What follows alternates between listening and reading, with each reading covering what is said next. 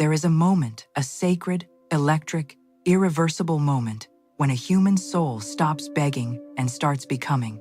When the hands that were outstretched in desperation curl inward and press against a chest full of divine fire, and the voice that once trembled with lack rises up from the depths of eternal knowing and speaks the truth that was always, always already written. That moment is now. That moment is this breath. That moment is every word you are about to receive deep into the marrow of who you are, because you did not arrive here by accident. You were drawn here by something greater than coincidence, something mightier than chance. The very force that flung galaxies into their places, that carved rivers through stone, that breathes life into the lungs of every living creature on this earth. That same force has been quietly, patiently, lovingly waiting for you to open your mouth and agree with what it already knows about you. And what does it know? It knows you are wealthy. It knows you are supplied. It knows you are a vessel built for overflow, designed for abundance, created not to scratch and scrape at the edges of existence, but to walk in the fullness of everything heaven has already prepared and placed and named and sealed with your name. So let this be the day. Let this be the hour. Let this be the moment you stop rehearsing the story of not enough and begin with the full authority that lives inside your voice to speak the language of already having. Because here is what most people do not understand about wealth. They believe it is a destination. They believe it is a reward. They believe it is something granted to the lucky, inherited by the privileged, stumbled upon by the fortunate. But wealth, true wealth, divine wealth, the kind that does not fluctuate with markets, or tremble with recessions, or shrivel in the face of circumstance, that wealth is a vibration. It is a frequency. It is a state of being that exists first in the invisible, first in the spiritual, first in the sacred conversation you have with yourself before a single dollar changes hands. And the gateway to that frequency, the bridge between the invisible wealth that is yours by divine right and the visible, tangible, physical manifestation of it in your bank account, in your home, in your hands, that bridge is made entirely of words. Your words. The sentences you whisper to yourself in the dark. The declarations you either make or fail to make in the quiet of your own mind. The language of your inner world is the architect of your outer one, and if you have been living in a house of financial fear, I want you to understand something profound right now. It is not because the supply ran out, it is because the declaration ran dry. Think about this. The universe is not withholding from you. God is not sitting in some distant realm deciding your account balance. The source of all supply is not a miser who doles out wealth sparingly to a selected few. No, the source is infinite. The source is boundless. The source is overflowing in every direction, in every dimension, at every moment. The problem was never supply. The problem was alignment. And alignment begins with the tongue. It begins with the words you choose to give your energy to. It begins with whether you wake up in the morning and say, I cannot afford this. Or whether you wake up and say, with conviction, with certainty, with the calm authority of one who knows, I am in perfect and permanent alignment with divine supply, and everything I need flows to me with grace and ease. These are not just different sentences, they are different worlds. They are different commands sent into the spiritual realm. They are different signals broadcast into the universe, and the universe, which does not judge, which does not play favorites, which simply responds to the frequency of your declaration, the universe will build around whichever signal you consistently send. So the question is never, does wealth exist for me? It always does. The question is always, what am I broadcasting? What am I declaring? What story am I telling about money, about myself, about what I deserve, and what I am capable of receiving? And the moment you change that story, truly change it, not just intellectually agree with it, but speak it with your full voice, declare it with your full faith, live inside it with your full being, that is the moment the physical world begins to rearrange itself to match. I want to talk to you about your relationship with money, because most people, whether they admit it or not, have a complicated one. They learned about money from parents who were afraid of it, from a culture that either worshipped it or shamed it, from experiences of lack that carved deep grooves of fear into the subconscious. And those grooves became highways. Every thought about money automatically travels down that highway of fear, of scarcity, of never enough, of who am I to have it, of people like me don't end up wealthy. And those grooves, those deeply worn paths of fearful thought, have been running on autopilot for years. They run in the background like a program you forgot you installed, quietly canceling every declaration of abundance you try to make, quietly undermining every vision of prosperity you dare to hold. But here is the miracle of the human mind. Here is the miracle of divine grace working through consciousness. Those grooves can be replaced. Those highways can be redirected. The brain is not fixed. The spirit is not trapped. And the moment you begin to speak differently to yourself, about money, about your future, you begin to carve new pathways, new channels through which the river of abundance can flow. And the more consistently you speak the language of wealth, the wider those channels become, until one day, and that day is closer than you think, the river rushes through with a force so powerful that no old thought of lack can dam it anymore. So let us speak. Let us open our mouths together and declare what is spiritually true before it is physically visible. Let us practice the most powerful discipline a wealthy soul can master, the discipline of speaking from the end, of declaring the finish line while still in the middle of the race, of calling things that are not as though they already are. This is not wishful thinking. This is not fantasy. This is faith operating at its highest frequency. And faith, real faith, the kind that does not require proof before it speaks, is the most creative force in the known and unknown universe. Say it now and mean it from the center of your being. I am wealthy. Not I will be wealthy. Not I am trying to become wealthy. Not I hope to be wealthy someday. I am wealthy. Right now. In this moment, at this exact stage of my journey, I am wealthy because wealth is first a spiritual state and I am aligned with spirit. I am wealthy because the source of all supply flows through me like a river, through a wide and willing valley. I am wealthy because I have decided that the language of lack will no longer live in my mouth. I am wealthy because heaven said it first and I am simply agreeing. I am wealthy. Say it again. I am wealthy. Let it vibrate in your chest. Let it echo in your mind. Let it become the most natural sentence your voice has ever produced. More natural than doubt, more familiar than fear, more automatic than worry. I am wealthy. Now, breathe that in. Because something just shifted in the spiritual realm the moment you declared it. Something moved. Something opened. Something began to arrange itself in your favor, on the other side of the veil. Now I need you to understand something about how this works, because there is a law at play here. Not a theory, not a philosophy, not a motivational concept, but a law as reliable and as immovable as gravity. The law of vibration states that everything in this universe exists as energy, including your thoughts, including your words, including the emotions with which you speak those words. And like energy, attracts like energy. Always. Without exception, the universe is not capable of sending you experiences that do not match your dominant vibration. So if your dominant vibration is fear, it sends you experiences that confirm fear.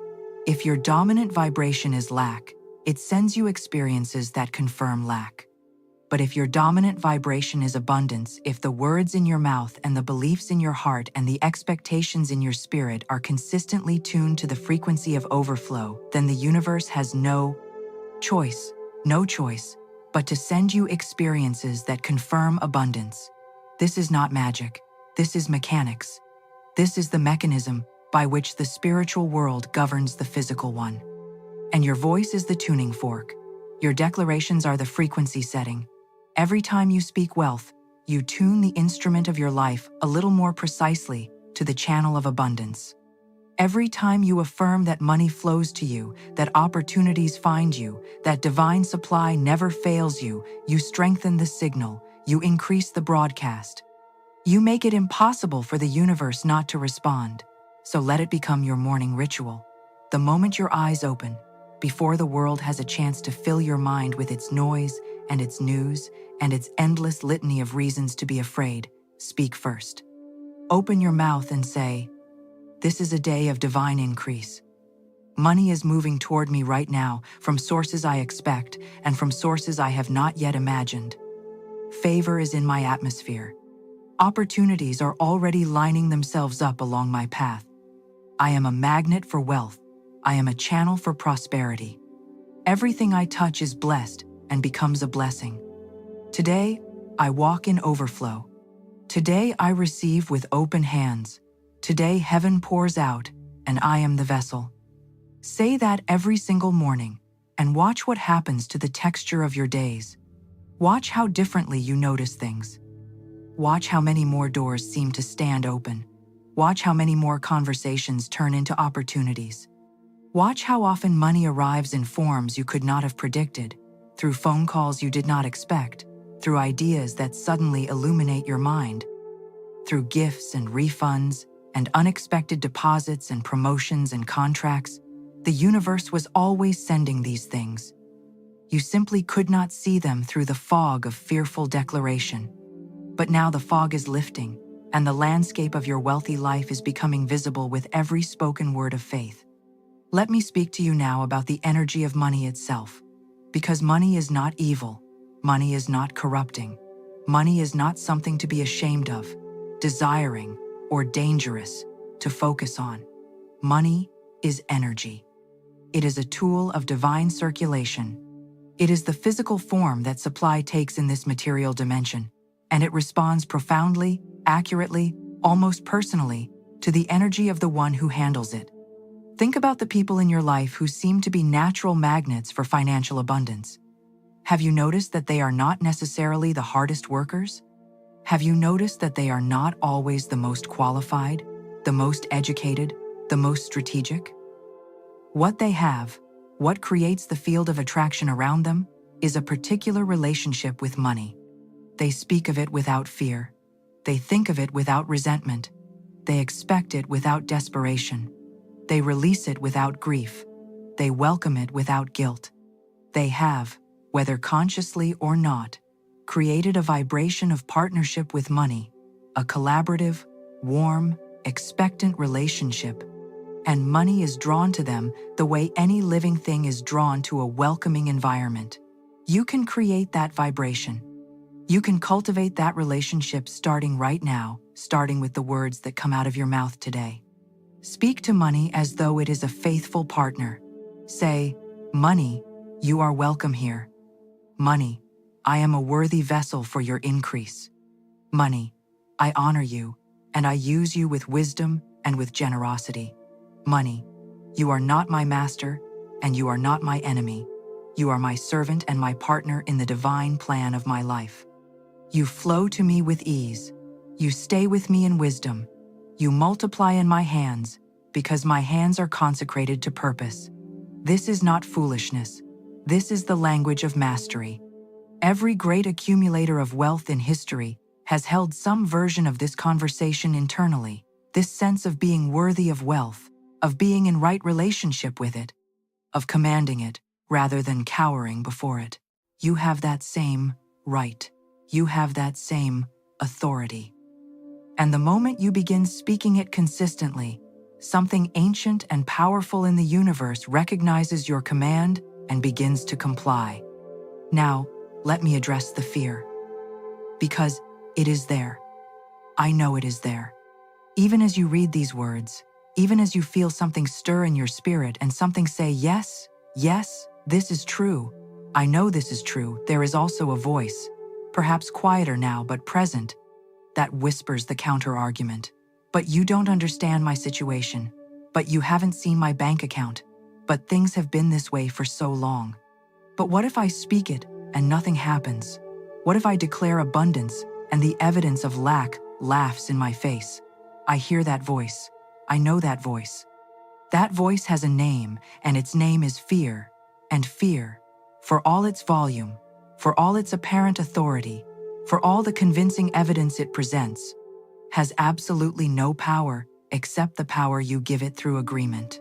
Every time you agree with fear, every time you say, "You're right, I probably won't have enough," you give it a vote in the legislature of your life. You let it cast a ballot against your breakthrough. But here is what you must understand. Fear is not truth. Fear is a frequency of past experience projected onto the future. Fear is the echo of old chapters trying to write the new one.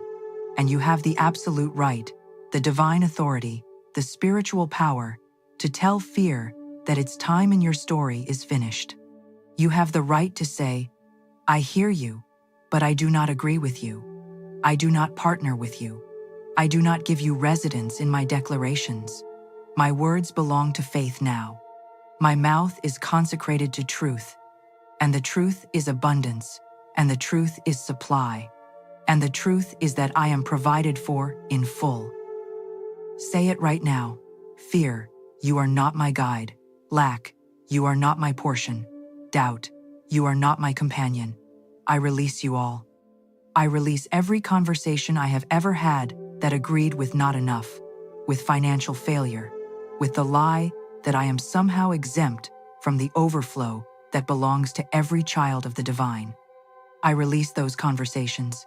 I forgive myself for having them. And I begin again, right now, in this moment, with new words, with true words, with the only words that carry the frequency of my actual inheritance, which is abundance beyond measure, supply beyond limitation, wealth that flows from a source that has never and will never run dry. I begin again, and I say this: I am provided for. I am prosperous. I am a receiver of divine wealth. I am rich in spirit, and I am manifesting richness in substance. I am not waiting for my life to change. I am speaking my life into its already changed form. I am not hoping for a miracle. I am the miracle that speaks other miracles into being. I declare this. I live this. And I watch as this becomes the undeniable, irrefutable reality of every area of my existence. And I want to speak to the power of repetition here, because repetition is not weakness. Repetition is not desperation. Repetition is the water that carves the canyon. It is the tide that reshapes the shore. It is the daily sunrise that trains the flowers to open. Every time you repeat your declaration of wealth, you are not starting over. You are going deeper. You are pressing the truth further into the bedrock of your subconscious, further into the core programming of your being, further into the automatic, instinctive, reflexive way your mind and spirit interpret reality. The first time you say, "I am wealthy," it may feel like a stretch. It may feel like a lie. It may feel like you are trying to trick yourself or the universe. That is normal. That is the old groove resisting the new one. But the second time you say it, it is slightly more familiar. The fifth time, more natural. The 50th time, it begins to feel like the truth. The 100th time, it is the truth. Not because the words changed the world, but because the words changed you. They changed the lens through which you see the world. They changed the filter through which you interpret every experience, every encounter, every financial event in your life. And a changed lens changes everything you look at. So repeat your declarations without shame and without apology. Repeat them in the mirror. Repeat them in the car. Repeat them in the shower. Repeat them quietly when you are in line at the grocery store. Repeat them loudly when you are alone. Write them down. Speak them out. Engrave them in the fabric of your daily existence until they become more automatic than breathing, more natural than doubt, more habitual than fear. Because the one who speaks their wealthy reality consistently, persistently, joyfully, and without apology is the one who wakes up one morning to find that the outer world has finally, beautifully, completely caught up. Let me paint a picture for you of what speaking the language of abundance does over time, over days, over weeks, over the months of consistent, faithful, unwavering declaration. It changes you at a cellular level. Neuroscience has confirmed what spirituality has always known, that the words we speak to ourselves, the narratives we repeat, the emotional frequencies we sustain, literally alter the structure of the brain. They create new neural pathways. They form new automatic responses. They reshape what you notice, what you expect, what you reach for, and what you shrink from. So the man or woman who spends 30 days speaking abundance with genuine belief wakes up on day 31, genuinely different, not performing differently, not pretending differently, actually different. Their eyes see opportunities that their fearful eyes could not see before. Their mind generates ideas that their doubtful mind could not access before. Their conversations take turns that their timid voice could never have navigated before. And the people they encounter, the energy they carry, the rooms they walk into, everything shifts because the inner conversation has shifted. Because the words spoke to the cells, and the cells listened, and the body and mind reorganized around the new truth. This is why the richest, most fulfilled people you know seem to exist in a different reality. They do. Not because they were born luckier or blessed more extraordinarily. They exist in a different reality because they have been having a different inner conversation long enough for the outer world to fully mirror it. And you can enter that reality. The door is not locked. The invitation is not rescinded. The only requirement for entry is that you change what you are saying, deeply and consistently, and with the kind of faith that does not need to see the proof before it speaks the truth. I want to speak now about the act of giving and how it connects to receiving, because this is where many people get confused and where many well-meaning seekers of abundance accidentally create a blockage. They want to receive, but they are afraid to give. They want the river to flow to them, but they have built a dam at the outlet, hoarding, clinging, gripping every dollar with the white-knuckled desperation of someone who believes that what leaves will never return. And that belief that giving equals losing is one of the most expensive lies a person can carry. Because the spiritual law of circulation is unbreakable. What you release with love multiplies. What you give in faith returns with increase. What you sow in joy, you reap in overflow. This is not a suggestion. This is not a nice sentiment. This is a law as reliable as the one that brings spring after winter, as the one that turns seed into harvest, as the one that brings the tide back after it has gone out. When you give, you are not losing. You are planting. You are not diminishing your supply. You are expanding the channel through which supply flows into your life. Every dollar released in joy, every gift given in love, every act of generosity performed in faith is a signal to the universe that you trust the source, that you know your supply is not contained in what you currently hold, but flows continuously from a wellspring that cannot be depleted. And the universe responds to that signal by opening wider channels of return. So speak this over every act of giving in your life. When you pay a bill, say, "I bless this payment. It goes out with love and returns to me multiplied. My giving is my growing. My releasing is my receiving." When you tip a server, when you donate to a cause, when you invest in your own growth, when you give a gift, when you pay for a service, speak over every release of money the truth of its circular, divine nature. Say, "This is a seed. This is a planting. This is a declaration that I trust the harvest. This money leaves my hand, but it does not leave my life. It is in motion. It is in the divine cycle. And it returns to me pressed down, shaken together, running over." Every transaction becomes a sacred act. Every financial release becomes a declaration of faith. And faith, declared consistently, builds the most powerful wealth-attracting field in the universe. I also want to address something that many people experience on this journey of wealth declaration. The moment when you have spoken beautifully, when you have declared faithfully, when you have held your vibration with real discipline, and then something happens, a setback, an unexpected expense, a door that seemed open, suddenly closing. A number in your account that contradicts everything you have been saying. In that moment, that specific, vulnerable, faith-testing moment, what you do next determines everything. And what you must do is this: you must choose not to interpret that setback as evidence that the law does not work, or that you are not worthy, or that the universe has reversed its decision about you. You must choose instead to interpret it as redirection, as refinement, as the divine process of making room for something greater than what was about to arrive. The vine is pruned before it produces its greatest harvest. The gold is placed in fire before it reaches its highest purity.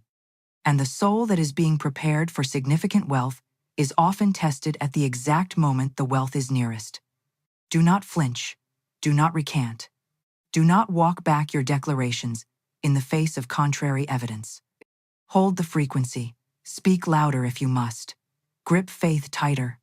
Look at the setback straight in the eye and say, "You are not my truth. You are a temporary weather pattern passing through the sky of my permanent abundance. I do not alter my course for weather. I trust the destination. And the destination is overflow. The destination is supply.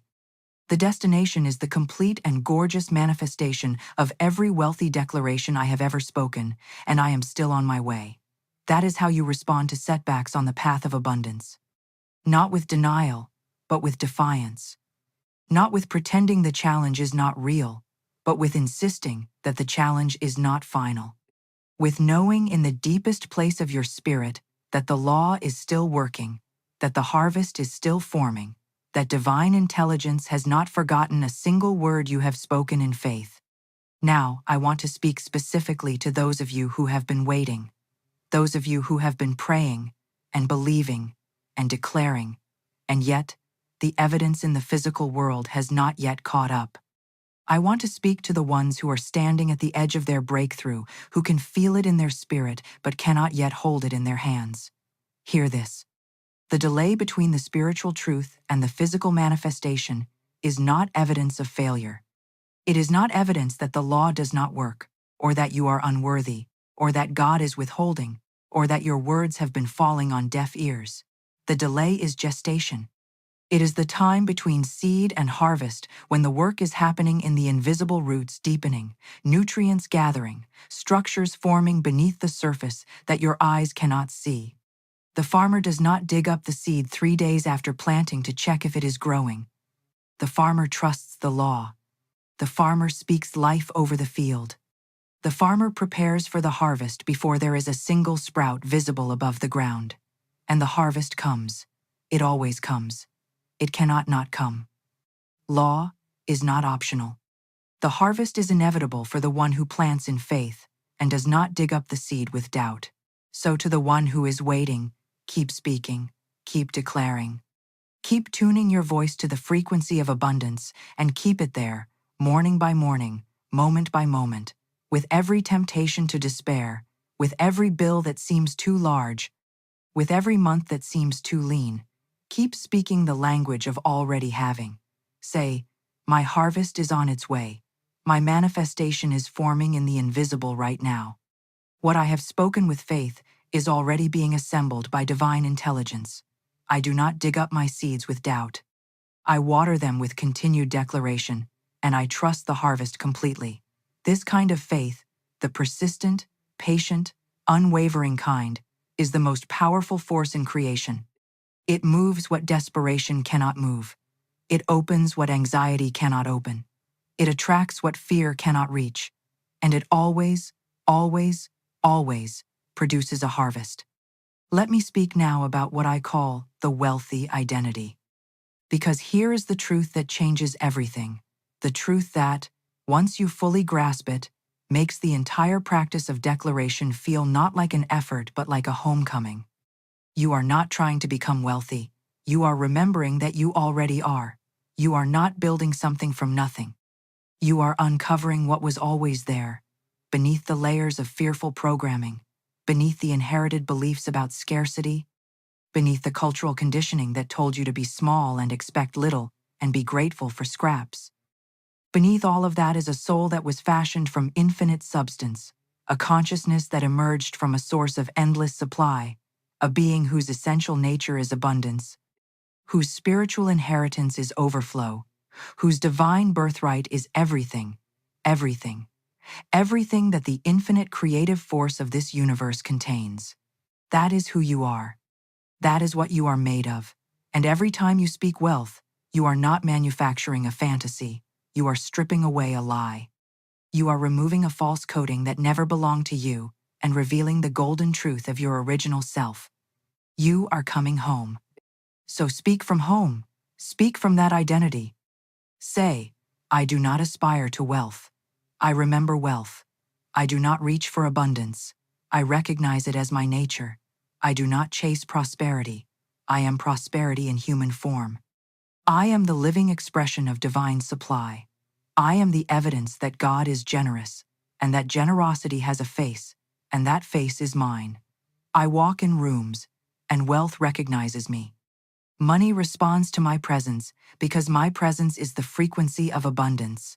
I do not shrink. I do not apologize. I do not minimize myself or reduce my expectations out of false humility. I walk fully as who I am, which is a child of the infinite, a vessel of overflow, a magnet for divine wealth. And I am ready to receive in full everything that my wealthy identity has always been preparing to deliver. Say that with your whole chest. Say that with every cell of your being.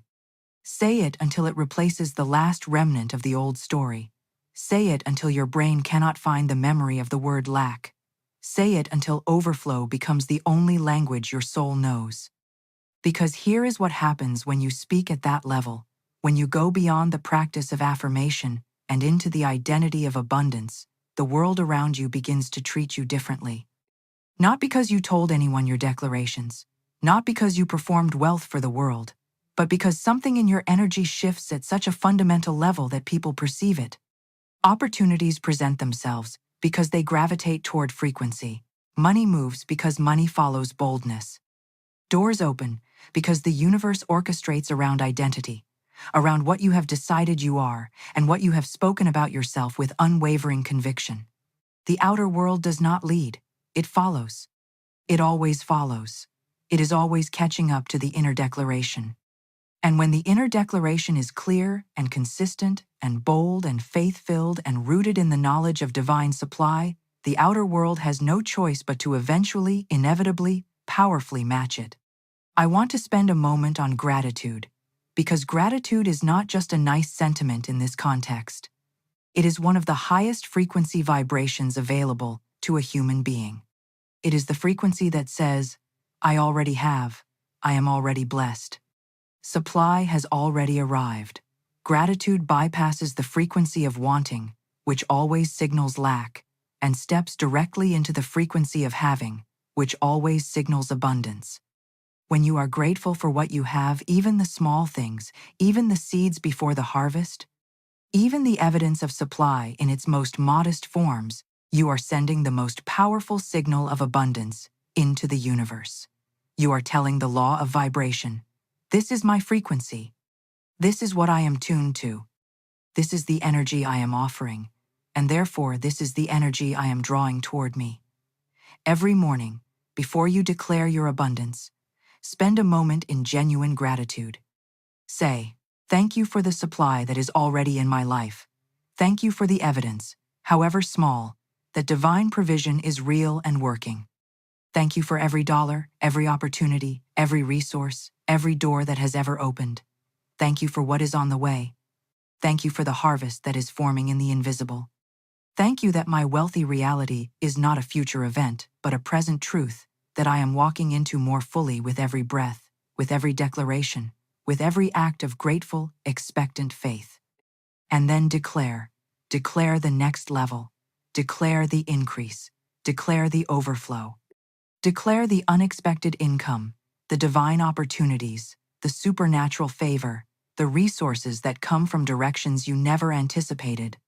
Declare that your bank account reflects your inner wealth, that your financial life mirrors your spiritual identity, that every area of your material existence aligns with the abundance that lives in your spirit. Declare it daily. Declare it boldly.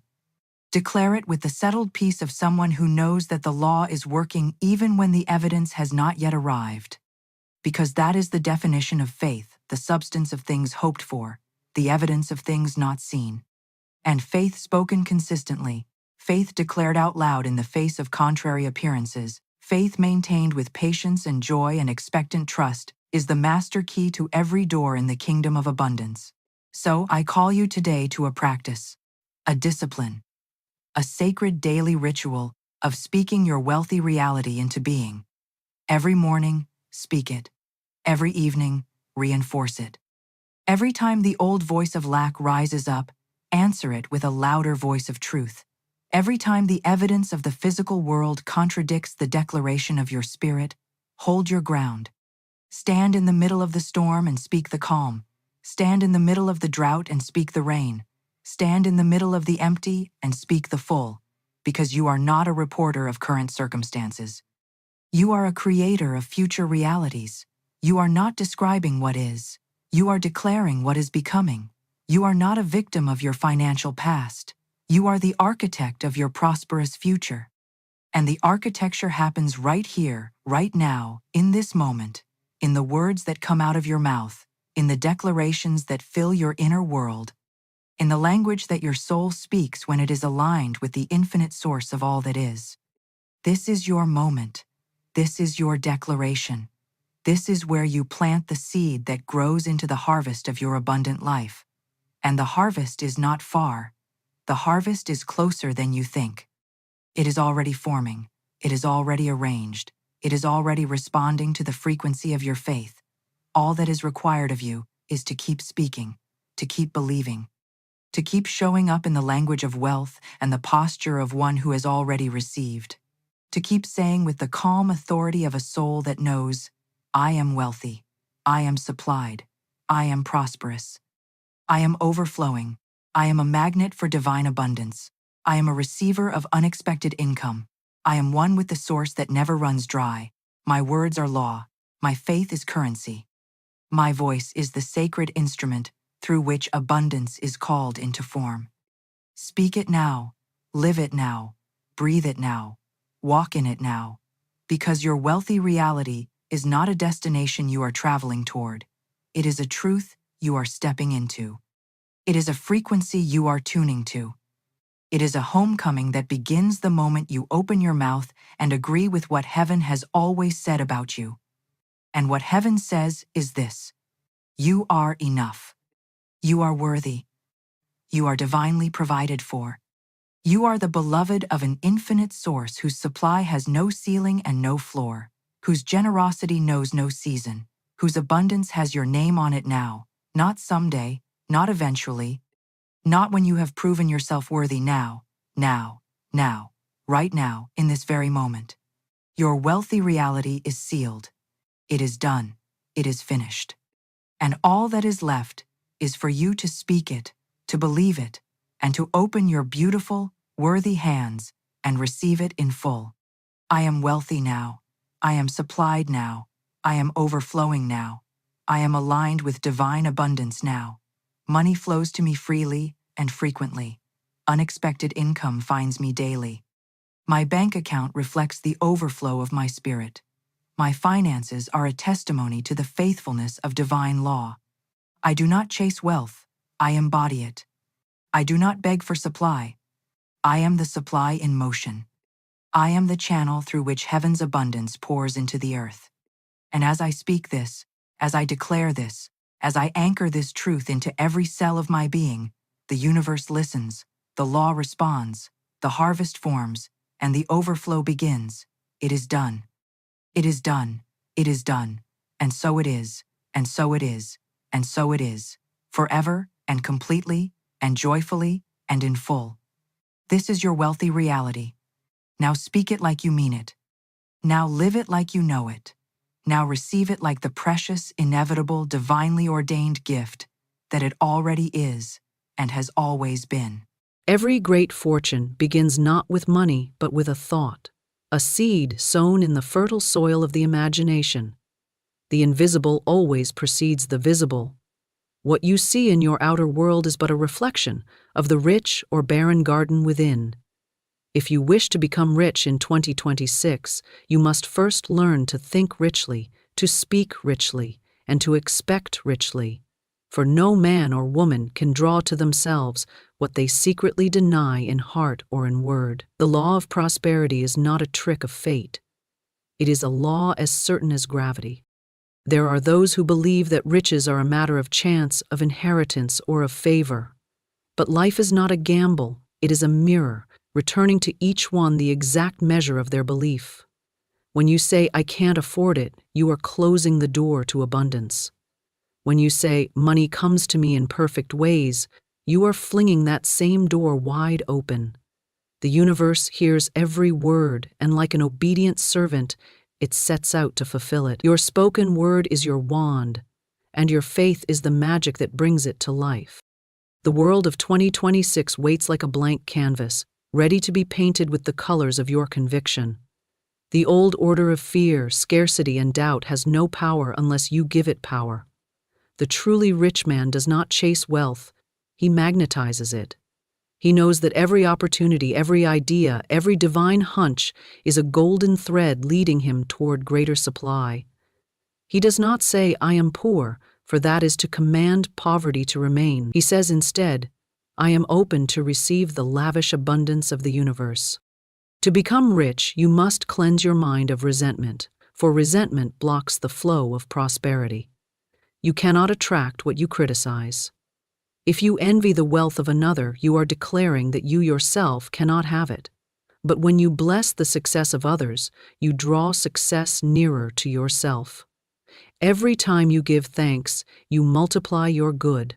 Gratitude is the key that unlocks the treasure chest of heaven.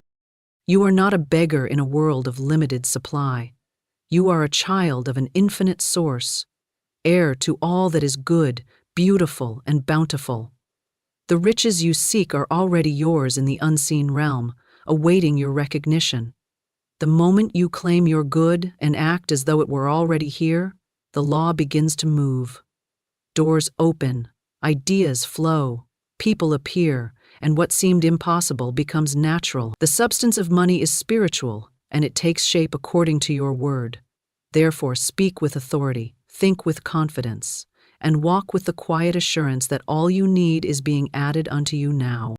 To think richly is to dwell in the consciousness of abundance, to hold within the mind a vision so luminous and steadfast that it draws to itself the forms and opportunities of wealth. The mind is the workshop of creation, the silent architect shaping the visible world. Every structure of success or failure begins there, in the inner kingdom of thought. When one learns to think richly, one learns to govern life rather than to be governed by it. Poverty, struggle, and limitation are not conditions, but mental habits that have been rehearsed until they seem real. To reverse them, one must begin by changing the inner picture, for the universe reflects faithfully what the mind impresses upon it. Thinking richly does not mean merely wishing for more money.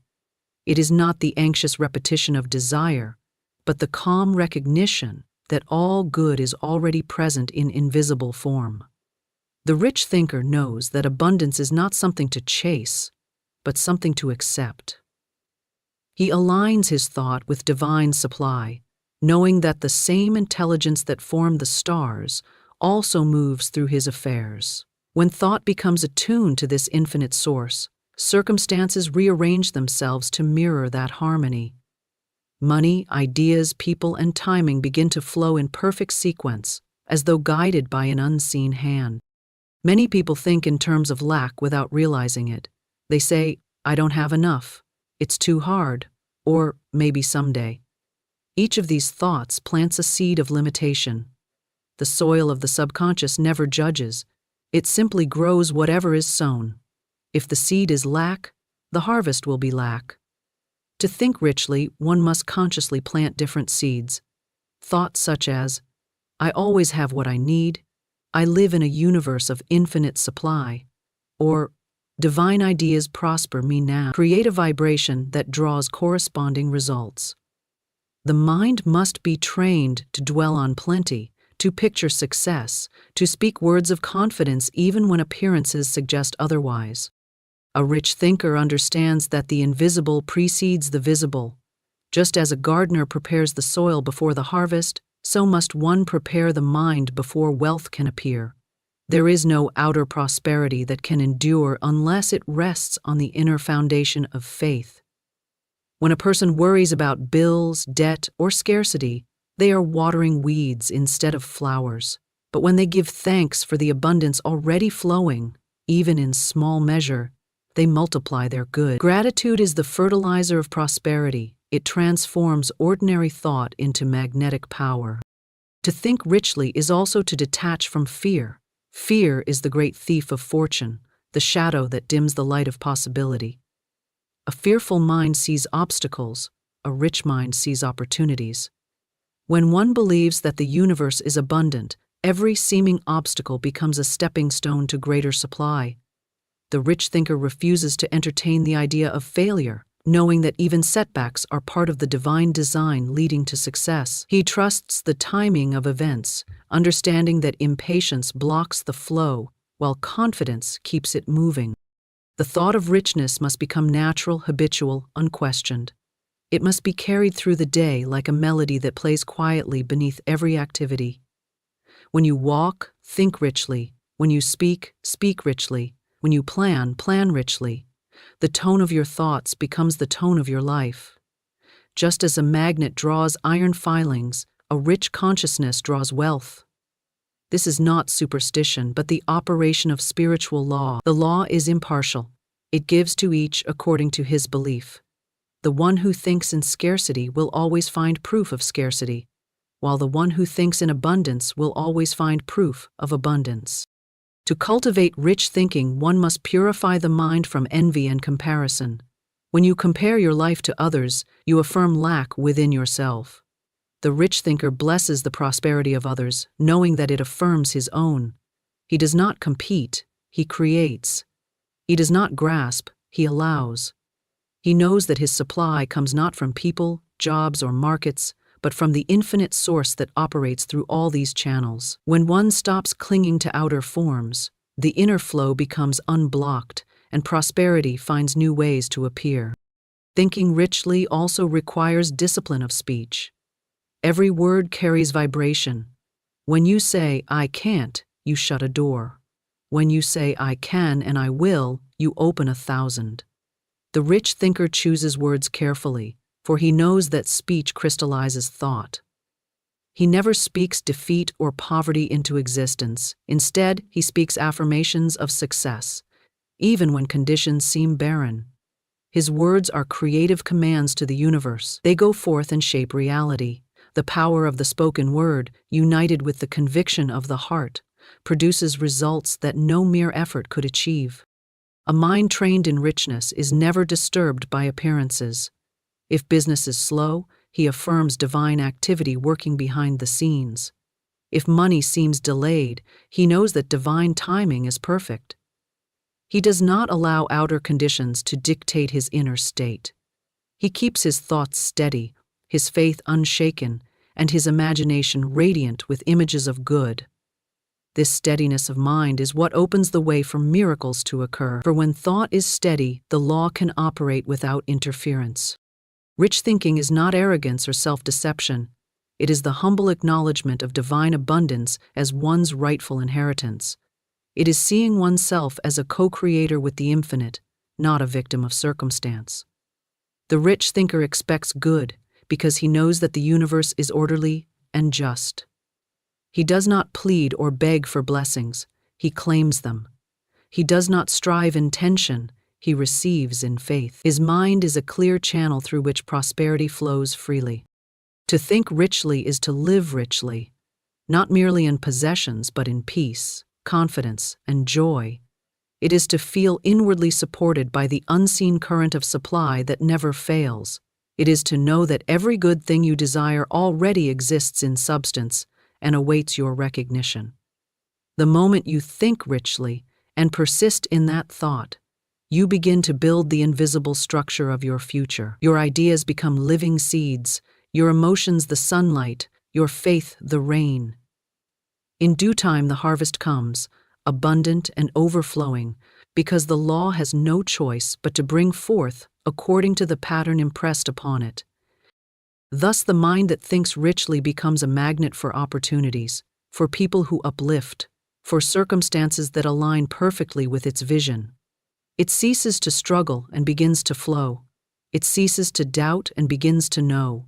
The power of rich thought transforms limitation into possibility, delay into preparation, and lack into abundance. To think richly is to remember one's divine nature, a creator, not a creature of chance, and to stand calmly in the assurance that what is held firmly in thought must eventually take form in the world of matter.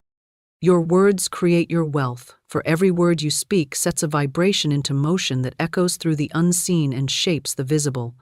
The universe is obedient to sound, to the tone of belief carried upon the breath.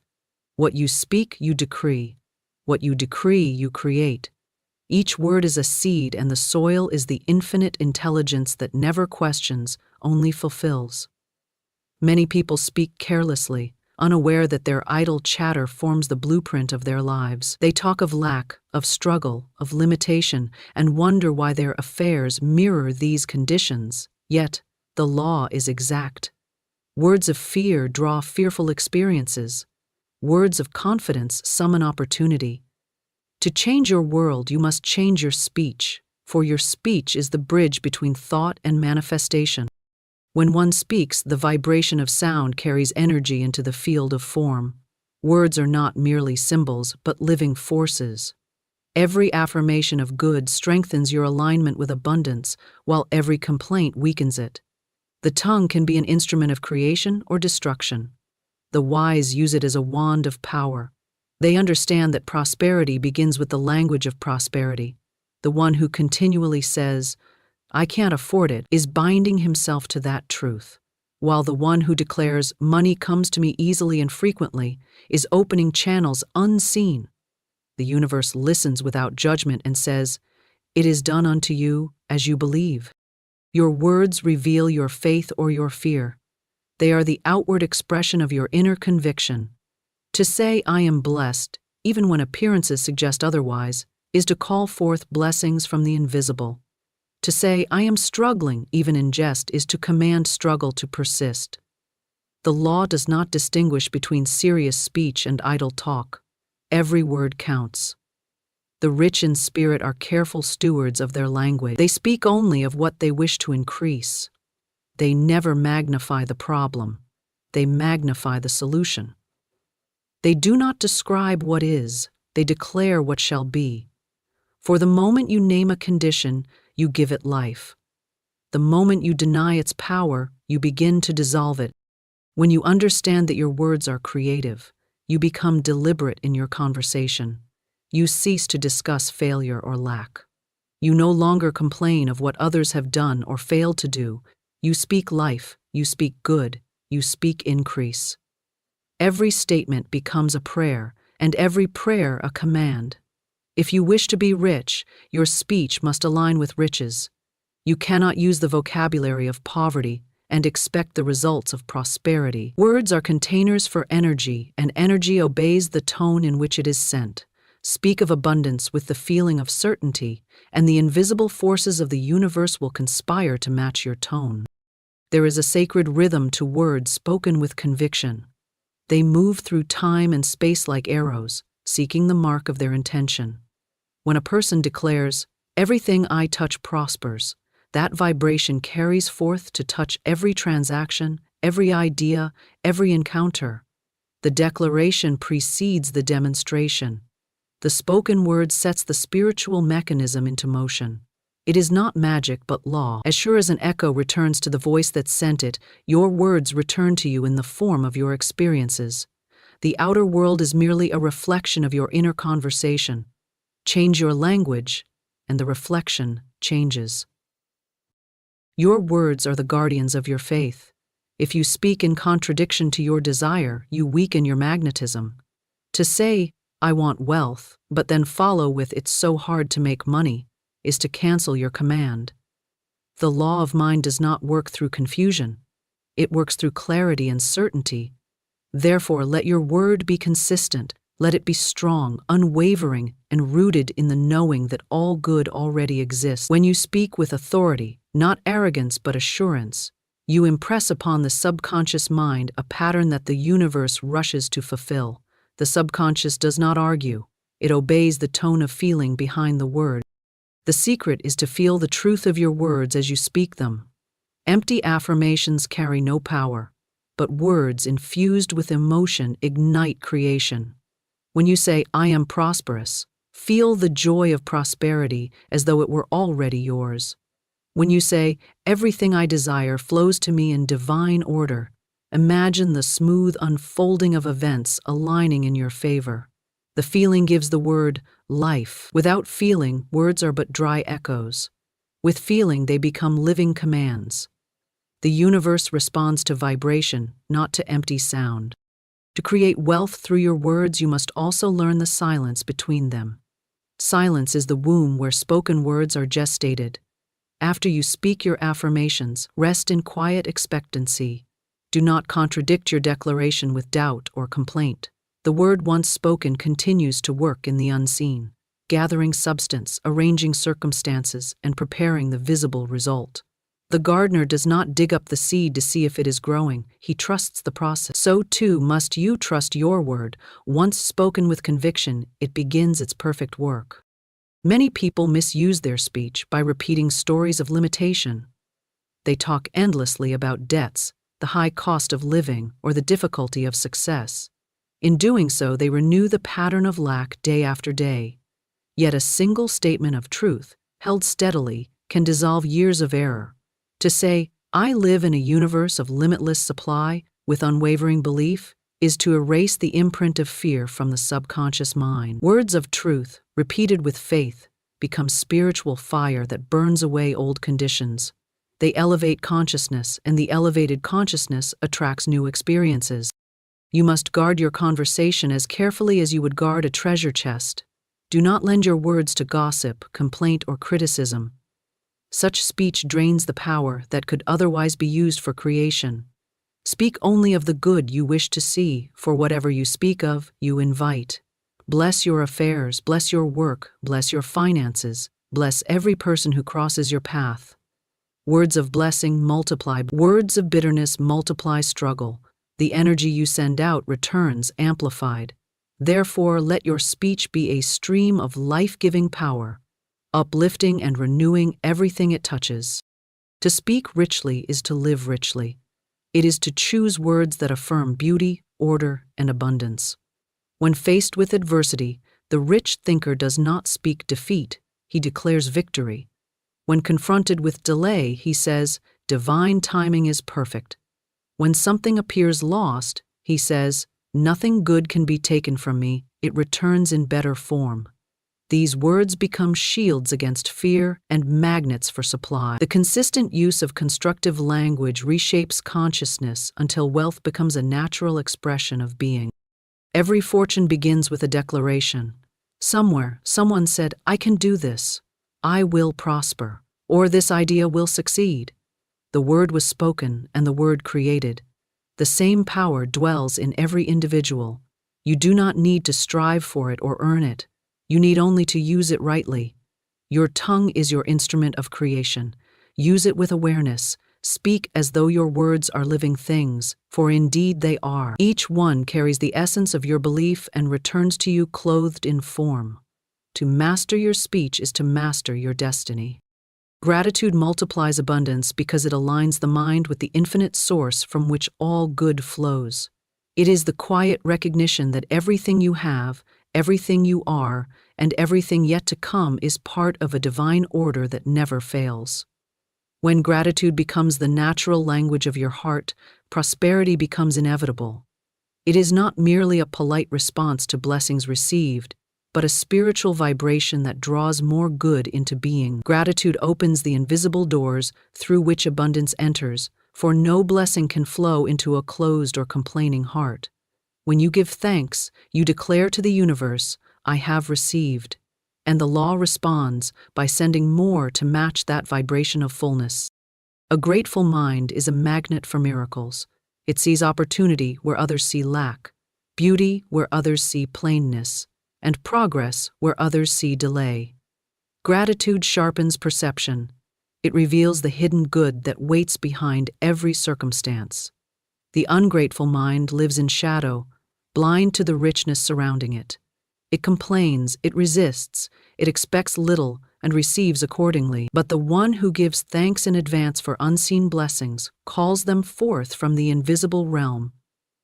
Gratitude is faith made visible through emotion. It is the heart's affirmation that good is already on its way, even before the evidence appears. When you wake in the morning and give thanks for life, for breath, for opportunity, you align yourself with divine law. You begin your day not as a beggar seeking favor, but as an heir acknowledging inheritance. Every thought of appreciation sends a signal to the universe. This soul knows its wealth. The law of increase immediately responds, for the universe cannot resist a thankful heart. Gratitude is not passive, it is creative. It multiplies whatever it touches. If you give thanks for money, your money increases. If you give thanks for friendship, your friendships deepen.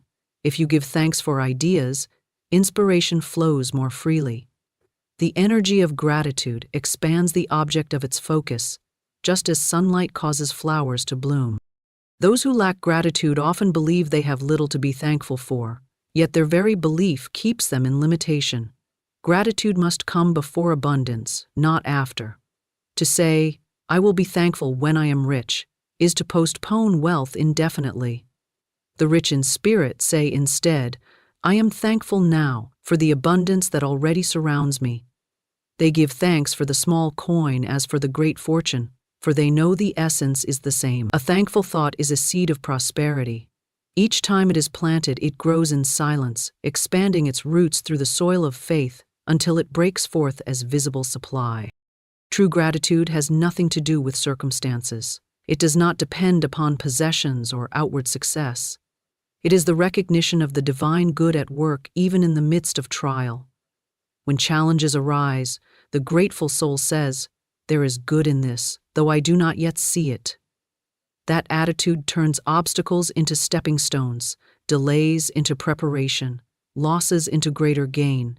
Gratitude transforms perception, and perception shapes reality. To the grateful heart, nothing is wasted, nothing is lost, nothing is meaningless. Everything becomes part of the unfolding abundance that life continually offers. Gratitude is a powerful cleanser of the mind. It dissolves resentment, envy, and fear, all the emotions that block prosperity. You cannot feel thankful and fearful at the same time. You cannot bless and curse in the same breath. When you give thanks, your attention moves from what is missing to what is present, and that shift opens the channel of supply. Many wonder why their affirmations fail, yet their hearts are filled with complaint. The law of abundance cannot work through ingratitude. It is like trying to draw fresh water through a clogged pipe. Gratitude clears the obstruction and allows the current of good to flow freely once more. To cultivate gratitude, begin with what lies nearest. Give thanks for your home, no matter how small. Give thanks for the food before you, for the air that fills your lungs, for the sunlight that warms your face. As you give thanks for what you have, you awaken to the richness already in your possession. Gratitude is not about accumulation, but awareness. The more aware you become of the goods surrounding you, the more you attract similar good. Life mirrors your inner state. A thankful mind sees increase in every direction. An ungrateful mind sees only deficiency. Gratitude is also a form of trust. When you give thanks for what has not yet appeared, you demonstrate faith in divine order. You affirm that unseen forces are already working for your good. That trust magnetizes results. The grateful heart does not chase after supply, it rests in assurance that supply is already on its way. Every expression of thanks strengthens this confidence until worry and doubt dissolve. Gratitude, then, becomes a shield against fear. It anchors you in peace, for it reminds you that you are never without support, never without provision, never without the love of the universe flowing through every detail of your life. When you speak words of gratitude, speak them with feeling. Let your words vibrate with genuine appreciation, not mere recitation. Say, "Thank you for this day," with the warmth of one who truly means it. Say, "I am grateful for the money that flows to me," as if you could already feel its presence in your hands. The emotion behind gratitude gives it life. Empty words carry little power, but heartfelt thanks open unseen gates. The energy of sincerity travels outward and draws back multiplied blessings. The universe listens to the tone of the heart more than the form of the words. A grateful attitude also harmonizes relationships. When you express appreciation for others, you amplify the good within them. Gratitude heals misunderstandings and strengthens bonds. To be thankful for the people around you is to recognize the divine in them, and that recognition calls forth their higher nature. In the same way, to give thanks for your work, no matter how humble, invites greater opportunity. The thankful worker attracts promotion, for his spirit radiates competence and joy. Employers, clients, and partners feel this unseen magnetism and respond to it naturally. Gratitude silently communicates success long before it is visible. The habit of gratitude should be constant, not occasional. It is not something to practice only when things go well, but a way of thinking that sustains you through all seasons. Every breath can become a prayer of thanks. Every challenge can become a reason to trust more deeply. The mind that lives in gratitude is never impoverished, for it draws beauty and meaning from everything. To walk through the world giving thanks is to walk in harmony with the creative power that made it. It is to see life not as a struggle for survival, but as a ceaseless outpouring of generosity from an infinite source. Gratitude multiplies abundance because it keeps attention on the truth of sufficiency rather than the illusion of lack. It teaches the mind to expect good instead of fearing loss. The thankful person lives in the vibration of having, not wanting. That vibration attracts more of the same. The universe, ever responsive, fills the vessel that is open and appreciative. When the heart is full of thanks, it cannot remain empty of blessings. Gratitude is the language of wealth, spoken fluently by all who prosper in spirit and in substance. Release resentment to free prosperity, for resentment is the invisible chain that binds the soul to limitation. It is the silent poison that corrodes peace, clouds vision, and blocks the natural flow of abundance. Prosperity is not merely a matter of effort or opportunity. It is the result of inner harmony. When the heart is burdened with bitterness or unforgiveness, it cannot act as a clear channel for divine supply. The energy that could draw wealth and success is trapped in the vibration of resistance. To release resentment is to clear the path through which good can flow freely once again. Resentment is born from the false belief that someone has taken from you something that was rightfully yours.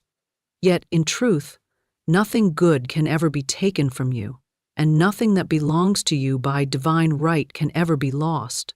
Every experience, even those that seem unjust, carries within it a hidden blessing, a lesson that refines the soul and deepens understanding. When you hold on to anger or grievance, you anchor yourself to the past and block the present good that seeks to reach you. The universe cannot deliver new gifts into hands that are tightly clenched around old wounds. To release resentment does not mean to condone wrong or pretend harm did not occur. It means to withdraw your energy from the memory of injury and to reclaim your power from the past. It means to stop rehearsing the pain, to stop speaking of it, to stop identifying with it as part of your story. When you release resentment, you break the magnetic tie between yourself and the very conditions you dislike. Whatever you resent, you hold in your consciousness, and whatever you hold in consciousness, you continue to attract. The act of forgiveness, therefore, is not for the other's benefit, but for your own liberation. It is the gateway through which prosperity enters. A mind filled with resentment is like a garden, overrun with weeds. The soil is fertile, but the energy of growth is consumed by that which bears no fruit. No amount of effort or positive thinking can bring lasting results until the weeds are cleared. The law of abundance operates through mental clarity and emotional balance. When you forgive, you restore both. You free your attention to dwell on constructive ideas. You make room for inspiration, opportunity, and divine guidance to reach you. Forgiveness is the spiritual act of decluttering the heart. Once the clutter is gone, the light of prosperity can shine unobstructed. Many people resist forgiveness because they believe it makes them weak. Yet forgiveness is the highest expression of strength. It is the courage to choose peace over pride, freedom over bondage. Resentment drains vitality. It keeps the mind replaying the same scene until energy is depleted. Forgiveness restores that energy. It lifts the vibration, renews confidence, and opens the channels of intuition. When you forgive, you step into alignment with the creative forces of the universe. The law of attraction begins to respond instantly, bringing experiences that mirror the new state of freedom. Resentment not only affects emotions, but also influences material conditions. It can block business success, delay payments, or create misunderstanding in partnerships. The energy of anger, whether hidden or expressed, sends out discordant vibrations that interfere with prosperity. The moment you release resentment, harmony begins to return. The right people appear, the right opportunities unfold, the flow of money resumes. The outer world rearranges itself to match the inner healing. This is not coincidence, it is law. Every act of forgiveness clears a space for new abundance to enter. If you wish to free prosperity in your life, examine your thoughts for any trace of bitterness, perhaps toward a friend, an employer, a family member, or even yourself. Self-resentment is as destructive as resentment toward others. Many people unconsciously punish themselves for past mistakes, denying themselves joy and success as if suffering were atonement. But divine law does not demand punishment. It offers correction. To forgive yourself is to accept that growth is the purpose of experience. You acted with the understanding you had at the time. Now, with greater awareness, you choose differently. This choice releases the burden and restores your creative power. The practice of forgiveness must be intentional and consistent. Begin by affirming, "I freely forgive everyone and everything that has ever hurt or disappointed me. I release the past and open the way for divine abundance to flow." Say it not once, but often, until the words sink beneath the surface of resistance and soften the hardened places within. Visualize the person or situation that troubles you and see it surrounded by light. Imagine that light dissolving all cords of resentment, all feelings of injustice or anger. Breathe deeply and feel the relief that comes when the heart lets go. In that release, you make room for miracles. It is also helpful to bless the one you forgive.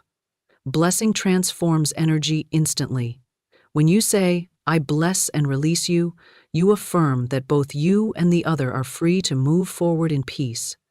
The act of blessing lifts the entire situation out of the realm of conflict and into divine order. You no longer vibrate at the frequency of the problem, you rise to the level where solutions appear naturally. Every blessing spoken in sincerity multiplies good for both giver and receiver. It creates a current of harmony that carries prosperity on its tide. Resentment is the opposite of gratitude.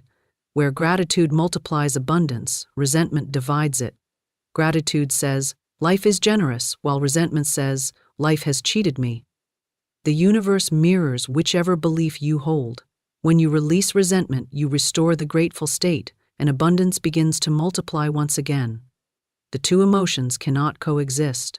To dwell on gratitude is to dissolve resentment automatically. Whenever anger arises, turn immediately to gratitude. Say, "I am thankful that this experience is teaching me something valuable." That single thought shifts energy from contraction to expansion. Releasing resentment also restores clarity of mind. Bitterness clouds perception. It keeps you focused on limitation rather than possibility. When the fog of anger lifts, inspiration flows again. You begin to see new paths, new ideas, new connections that were hidden while the heart was heavy. The creative intelligence within you becomes active, guiding you to actions that produce tangible results. Forgiveness clears the lens through which you view the world, and as the view changes, so does the world itself. To live without resentment is to live lightly. It is to move through life unburdened by the weight of old emotions. It is to wake each morning free to create anew, unchained from yesterday's injuries. This lightness naturally attracts prosperity, because prosperity is a high vibration, and like attracts like. The universe responds not to your words alone, but to your emotional state. A forgiving heart vibrates at the frequency of abundance. It radiates openness, peace, and trust, the very qualities that draw success, opportunity, and wealth. Forgiveness is not a single act, but a way of being. It is a continual releasing, a daily choice to let go of whatever disturbs your peace. Each time you forgive, you reclaim a piece of your energy, and with each reclamation, your creative power grows stronger. Prosperity is the outward reflection of that inner power. The freer you become from resentment, the more freely wealth can circulate through your life. Every grudge dropped, every hurt released, becomes a stepping stone toward greater good. When you forgive, you align with divine justice rather than human revenge. You trust that the law of balance will restore harmony in perfect ways, without your interference. This trust allows you to focus on creation rather than correction, on building rather than blaming. The moment you surrender the need to judge or retaliate, you open the way for divine compensation, often greater than anything you imagine. The universe never leaves a void. Whatever is released in forgiveness is replaced by something richer, higher, and more beautiful. Thus, to release resentment is to unlock the treasury of life. It is to move from the vibration of conflict to the vibration of harmony, from constriction to flow. Prosperity cannot dwell where anger resides, but it rushes eagerly to the heart that forgives. When you let go of resentment, you open your hands to receive. When you bless those who wronged you, you bless yourself. When you choose peace over grievance, you set wealth free to find you through channels expected and unexpected. Faith, not fear, unlocks divine supply, for faith is the invisible bridge between desire and manifestation, while fear is the shadow that blocks the path. Every thought you hold is either a prayer of faith or a declaration of fear, and the universe responds accordingly. Faith is the knowing beyond reason, the quiet certainty that what you seek already exists in the unseen, waiting for your recognition. Fear is the denial of that truth, the illusion that you are separate from your source. When faith rules the mind, circumstances rearrange in perfect order. When fear dominates, the flow of abundance is interrupted, for fear contracts what faith expands. Faith is not blind hope, it is spiritual understanding. It is the deep awareness that divine law is always at work, even when appearances contradict it. Faith does not waver at delays or setbacks, because it knows that delay is not denial but preparation.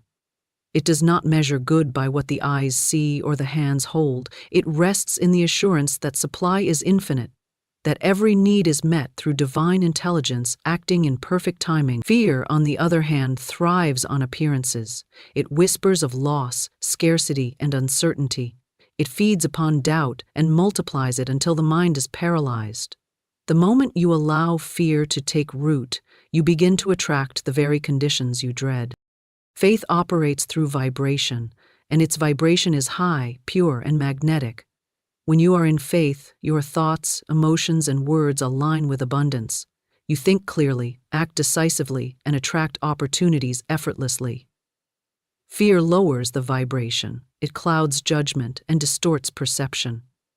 A fearful mind cannot hear divine guidance, for fear is noise that drowns out intuition. The universe speaks softly through faith, guiding with subtle impressions, inspired ideas, and synchronicities.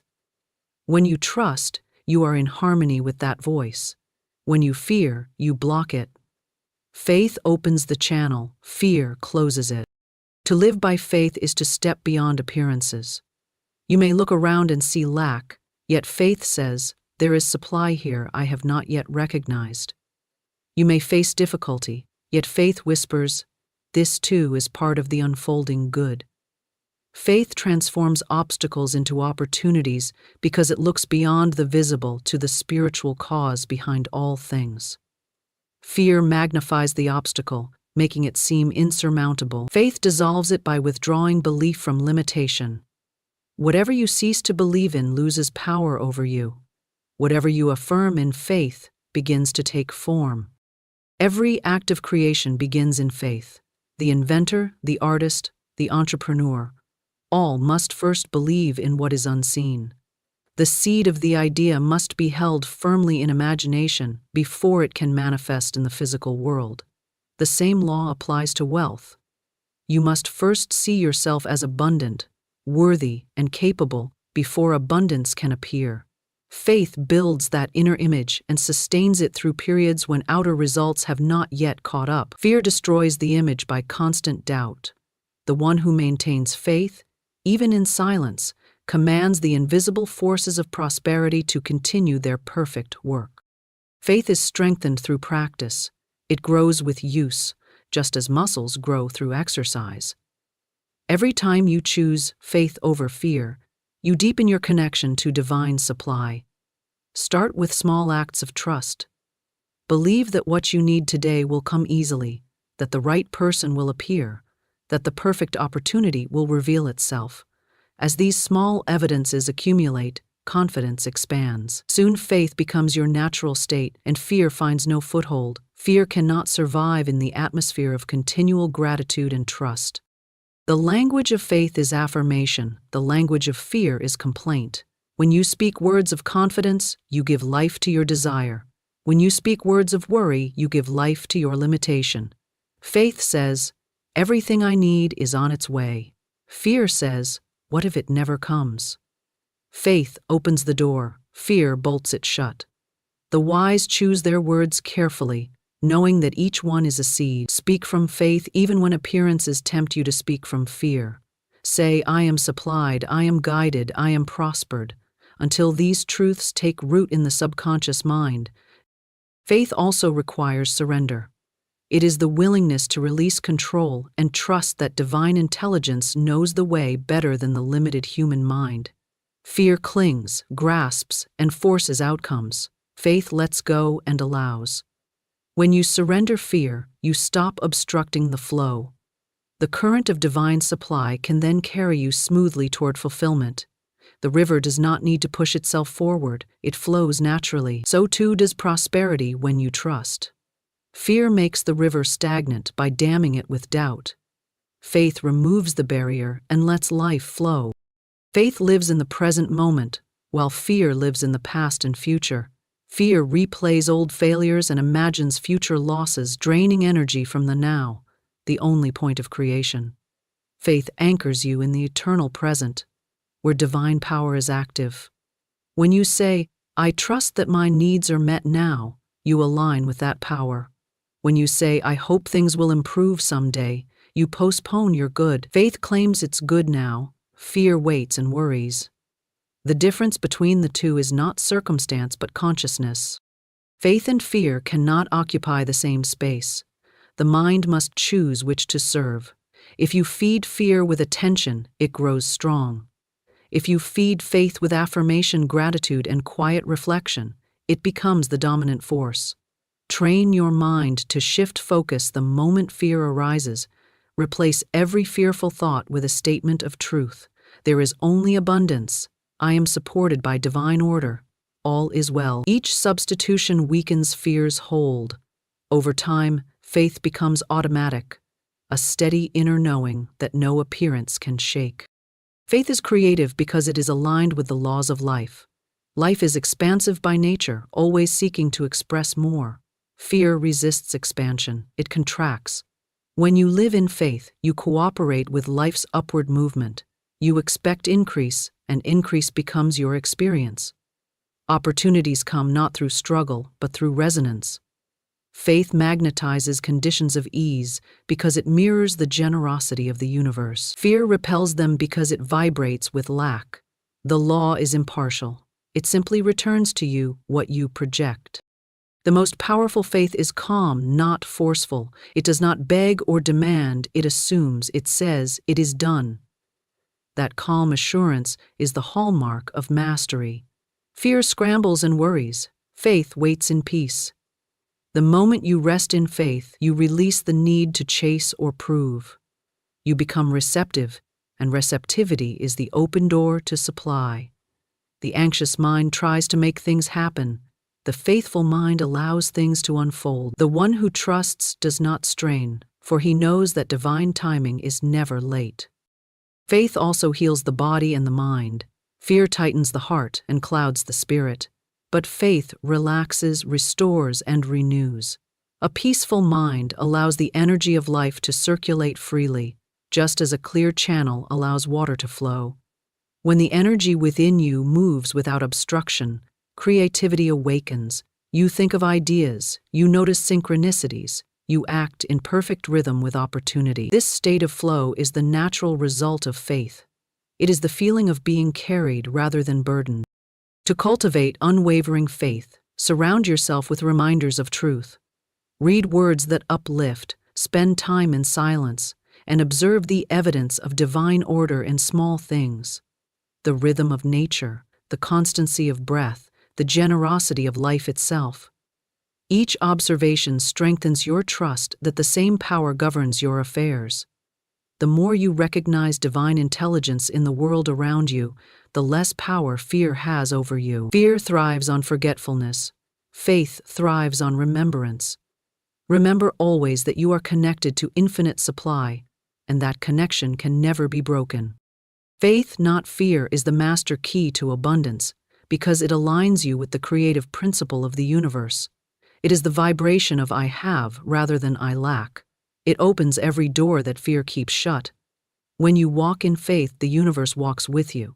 When you speak in faith, the universe echoes your words. When you act in faith, supply rushes to meet your action. Fear separates, but faith unites. Fear limits, but faith liberates. Fear doubts, but faith unites. Fear limits, but faith unites. Fear doubts, but faith liberates. Fear doubts, but faith liberates. Fear doubts, but faith liberates. Fear doubts, but faith liberates. Fear fates, but faith liberates. Fear doubts, but faith liberates. Fear fates, but faith liberates. Fear fates, but faith liberates. Fear fates, but faith liberates. Fear fates, but faith liberates. Fear fates, but faith liberates. Fear fates, but faith liberates. And in that knowing lies the secret of divine supply. There is a living intelligence within all things. Even within the crisp fold of a dollar bill, the golden gleam of a coin, the silent figures glowing on a bank screen. Money is not a cold object nor a cruel master. It is a friend, a companion, a mirror of your own inner belief. When you speak to money, it hears you. When you fear it, it flees. When you bless it, it multiplies. For every thought you hold toward money is a seed cast into the garden of your affairs, and what you plant in spirit shall bloom in form. Most people talk about money, but rarely to it. They speak of its absence, its delay, its difficulty. I never have enough, they say, and money, like a faithful servant, obeys. It stays away, respecting the command hidden within complaint. Yet when you begin to speak to money as you would a dear friend, kindly, lovingly, with faith, it begins to return your affection. Say to it, "You are welcome here. You come to me freely and joyfully, and together we bless the world."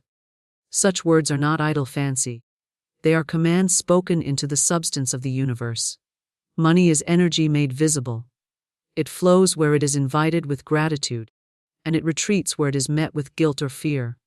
If you clutch it, it grows anxious. If you curse it, it hides. But when you recognize it as divine substance, as part of the infinite supply that flows through all creation, it becomes your joyful companion. You need not chase it, for love never chases, it magnetizes. When you speak to money with assurance and serenity, you stand in the law of abundance, and the law always fulfills itself. Imagine speaking to money each morning as you would to a trusted ally. "Good morning, my friend. I bless you and release you to do your perfect work. Wherever you go, you bring good. Wherever you return, you multiply in peace." You will find that the tone of your finances begins to change, not because the world outside shifts first, but because your vibration has become harmonious with the rhythm of supply. The great secret is that money is consciousness, and consciousness responds to consciousness. You cannot be in the vibration of lack and expect the form of plenty. The outer is the servant of the inner. When you love and respect money as divine substance, you invite divine order into your affairs. It will come by right of consciousness, not by struggle or striving. For the universe loves balance, and it always restores it to those who live in faith. So speak to money, not in fear, but in friendship. Speak to it as you would to any being of light, with gratitude, with confidence, with joy. Let your words form a covenant of abundance, and money will answer, I am here. I have always been here, waiting for your welcome. Money responds to your thoughts and words because it is not merely paper, metal, or digital numbers. It is a living vibration, a form of divine energy that takes shape according to the consciousness that calls it forth. Every word spoken about money carries a frequency, and that frequency creates form. The unseen laws of the universe do not recognize doubt or despair as idle thoughts, they translate them into experiences. When one says, I never have enough, the law listens and fulfills the decree. When one says, money flows to me easily and abundantly, the same law obeys, rearranging circumstances, opportunities, and ideas to match that vibration. Money is a mirror, reflecting the inner dialogue we hold about worth, deservingness, and supply.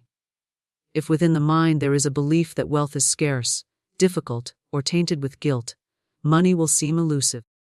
If within the heart there is confidence that supply is infinite, and that abundance is a divine birthright, money will appear as naturally as air fills the lungs. This is not imagination but alignment. The universe, like a faithful servant, obeys the tone of command hidden within our words and thoughts. We are constantly writing orders to the invisible with every affirmation, complaint, or declaration that crosses our lips. When you speak of money with frustration, fear, or resentment, you are instructing it to behave as an enemy. Money hears, not through human ears, but through vibration. The tone of complaint sends out a signal that pushes it away, while the tone of gratitude invites it near. Many people unknowingly repel wealth by speaking words of lack. They say, I can't afford that. Money doesn't stay with me. Or, it's so hard to make ends meet. And the universe, impartial and obedient, manifests exactly those conditions. To shift this pattern, one must speak differently, not with pretense, but with authority rooted in faith. When you say, money is my friend, it flows to me freely and joyfully. You are not lying to yourself. You are declaring the truth that exists beyond appearances. Faith always speaks before it sees. Your words are the brushstrokes painting the reality of your experience. If the mind continues to dwell on insufficiency, the picture remains barren. But when you affirm abundance, when you speak of prosperity as already present, you awaken the divine law of increase. The energy of money begins to flow toward you through unexpected channels. Through ideas, through people, through timing that seems miraculous, but is simply the result of mental alignment. Every thought about money forms a magnetic pattern in your energy field. This pattern either opens or closes the gates through which supply can enter. Think of yourself as a broadcasting station, constantly sending out messages. The frequency of fear says, I don't have enough, and the universe, hearing lack, echoes back more lack. The frequency of confidence says, I am richly supplied, and the universe, hearing sufficiency, multiplies it. The shift happens not in the outer world, but in the consciousness that sustains it. Money follows thought as faithfully as a shadow follows form. Words are creative power in action. They are not mere sound. They are spiritual law-given voice. When you speak with conviction, you command the unseen substance of the universe to take shape according to your decree. Every time you bless money, you bless the flow of your own life. Every time you curse it, you block the channels through which it would come. The key is to become aware of your habitual speech. Do you speak of bills with dread or gratitude? Do you discuss money as a constant struggle or as a divine opportunity? Your answer determines the vibration of your finances. To speak positively about money is not to deny temporary appearances of lack. It is to refuse to give them authority. You can look at an empty wallet and still declare, I am supplied from infinite substance. You can receive a bill and still affirm, every debt is dissolved in divine order. These are not empty phrases, they are spiritual commands. When repeated with faith and calm assurance, They rewire your subconscious mind, replacing fear with expectancy. The subconscious then directs your actions and perceptions to align with those affirmations. You begin to notice opportunities, solutions, and channels of supply that were invisible before. The law of mind is exact. It cannot produce abundance from thoughts of poverty, nor can it bring lack from thoughts of prosperity. The substance of the universe is impersonal and obedient. It becomes whatever you impress upon it. Thus, to change your financial conditions, you must change the language you use and the thoughts you think about money. Each thought is a seed planted in the soil of universal intelligence, and every word is the watering of that seed. Speak fear, and you water weeds. Speak faith, and you nurture fruit. Money responds to praise. Bless every dollar that comes to you and every dollar that goes out. Say, "You are blessed," and you return multiplied. This attitude transforms the act of spending into a ritual of circulation rather than loss. When you spend with fear, you contract the flow. When you spend with joy, you expand it. Money, like any energy, must move to remain alive. When you appreciate it, you keep its current vibrant and abundant. When you despise or hoard it, it grows stagnant and heavy. The energy of money loves lightness, gratitude, and flow. It is essential to monitor not only what you say aloud, but what you whisper silently in your heart. Thoughts unspoken still shape reality. When you envy the wealth of others, you declare separation from abundance. When you bless the prosperity of others, you align yourself with that same vibration. Every time you see success, say within yourself, "That good is also mine in divine right order." In that moment, you are speaking to money and to the law of supply itself, affirming unity rather than division. The practice of speaking to money consciously is an act of re-education. Most people have been taught to associate money with fear, greed, or struggle. To reverse these ideas, one must speak new words until they become natural. It requires persistence and gentleness, for the subconscious resists sudden change. Yet with repetition, the new pattern takes root. Speak to money as you would to a loyal friend, calmly, lovingly, with gratitude for its service. Thank it for what it allows you to give and receive. Recognize it as divine substance circulating for the good of all. Every conversation you have about money, whether internal or external, sets a direction for your life. Each phrase plants a seed in the field of cause and effect. If you want to see wealth in form, you must first speak wealth in spirit. Speak as one who already possesses, not as one who is waiting. Speak from faith, not from fear. Your words are your wand. They command the invisible to obey. When you understand this, you begin to choose your words with care, knowing that each syllable is creative, each thought magnetic, and each feeling a silent prayer that money hears and responds to in kind. Speak to money with love, not fear. For love is the great magnet that draws all good things toward you, while fear scatters them like leaves in the wind. Money, like every form of divine substance, is sensitive to the tone of the heart that calls it. When you fear it, mistrust it, or resent it, you build an invisible wall between yourself and supply. Fear contracts the flow of energy, love expands it. Love is the vibration of faith, of confidence in divine order, while fear is the vibration of disbelief, separation, and doubt. The two cannot dwell together. When you begin to speak to money with the spirit of love, you invite harmony into your affairs, and that harmony is reflected in your financial life. Money is not something to be chased or clutched, for that is the language of fear. It is something to be welcomed and appreciated, for that is the language of love. When you say to money, "I love you for the good you allow me to do," you elevate it from mere currency to a channel of blessing. Love purifies your relationship with money. It removes guilt and shame from the act of receiving and replaces them with gratitude and worthiness. Many people secretly fear money because they have been taught to see it as a symbol of greed, corruption, or loss. Yet money itself is neutral. It takes on the character of the one who uses it. In loving money rightly, you are not worshipping it. You are recognizing it as divine energy moving in form, an instrument through which good can flow. When you fear money, When you worry about bills or dread its departure, you affirm separation from supply. The universe mirrors your inner state, and fear whispers to it, there is not enough. Love, on the other hand, declares, all that I need comes to me easily, for I am one with infinite substance. Fear sees money as an external power, unpredictable and untrustworthy. Love sees it as a friend, faithful and ever-present. The fearful mind chases and clings, while the loving mind attracts and receives. In this simple shift from fear to love, you step out of the vibration of scarcity and into the frequency of abundance. Love speaks softly and calmly. It says, you are welcome here. You come to me freely and joyfully. I bless your coming and your going. These are not idle words but living vibrations that move through the unseen substance of the universe, shaping conditions to reflect them. Fear speaks intention. What if I lose it? What if it's not enough? What if it never returns?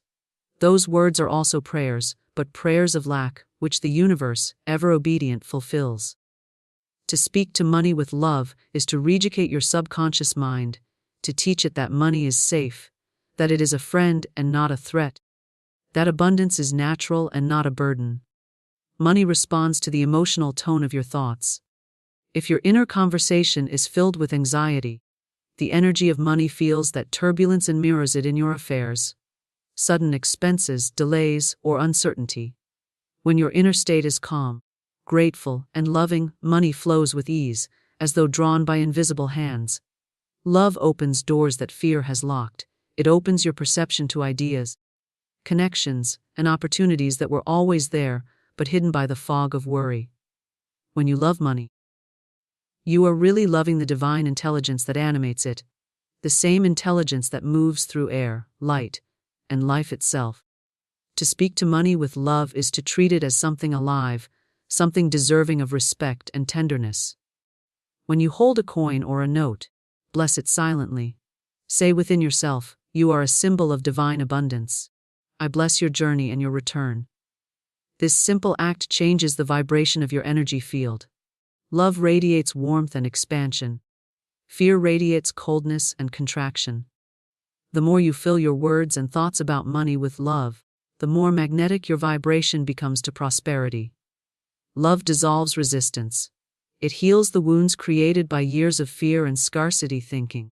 It replaces the old story of struggle with a new story of ease. When you love money, you no longer feel guilty for desiring it. You understand that desire is simply the divine urging within you to express more of life. Fear says, I must not ask for too much. But love says, I am an open channel for infinite good. When you speak to money from love, you affirm your oneness with the source of all wealth. There is no pleading, no grasping, only calm assurance that what belongs to you by divine right cannot be withheld. Every word spoken in love is creative power in motion. The universe hears through vibration, not vocabulary. You could say nothing aloud, but hold the feeling of love toward money in your heart, and it would still respond. Love is the secret language of abundance. It does not demand, it blesses. It does not chase, it magnetizes. The vibration of love toward money carries the message, I trust you. I know you are good. I am grateful for your presence. That trust dissolves every barrier built by fear. The moment you stop fearing money, you stop repelling it. Think of love as light. When you shine it upon money, every shadow of anxiety disappears. Fear says, what if there isn't enough? Love says, the universe is infinite, and so is supply. Fear says, I don't deserve wealth. Love says, I am worthy of every good thing.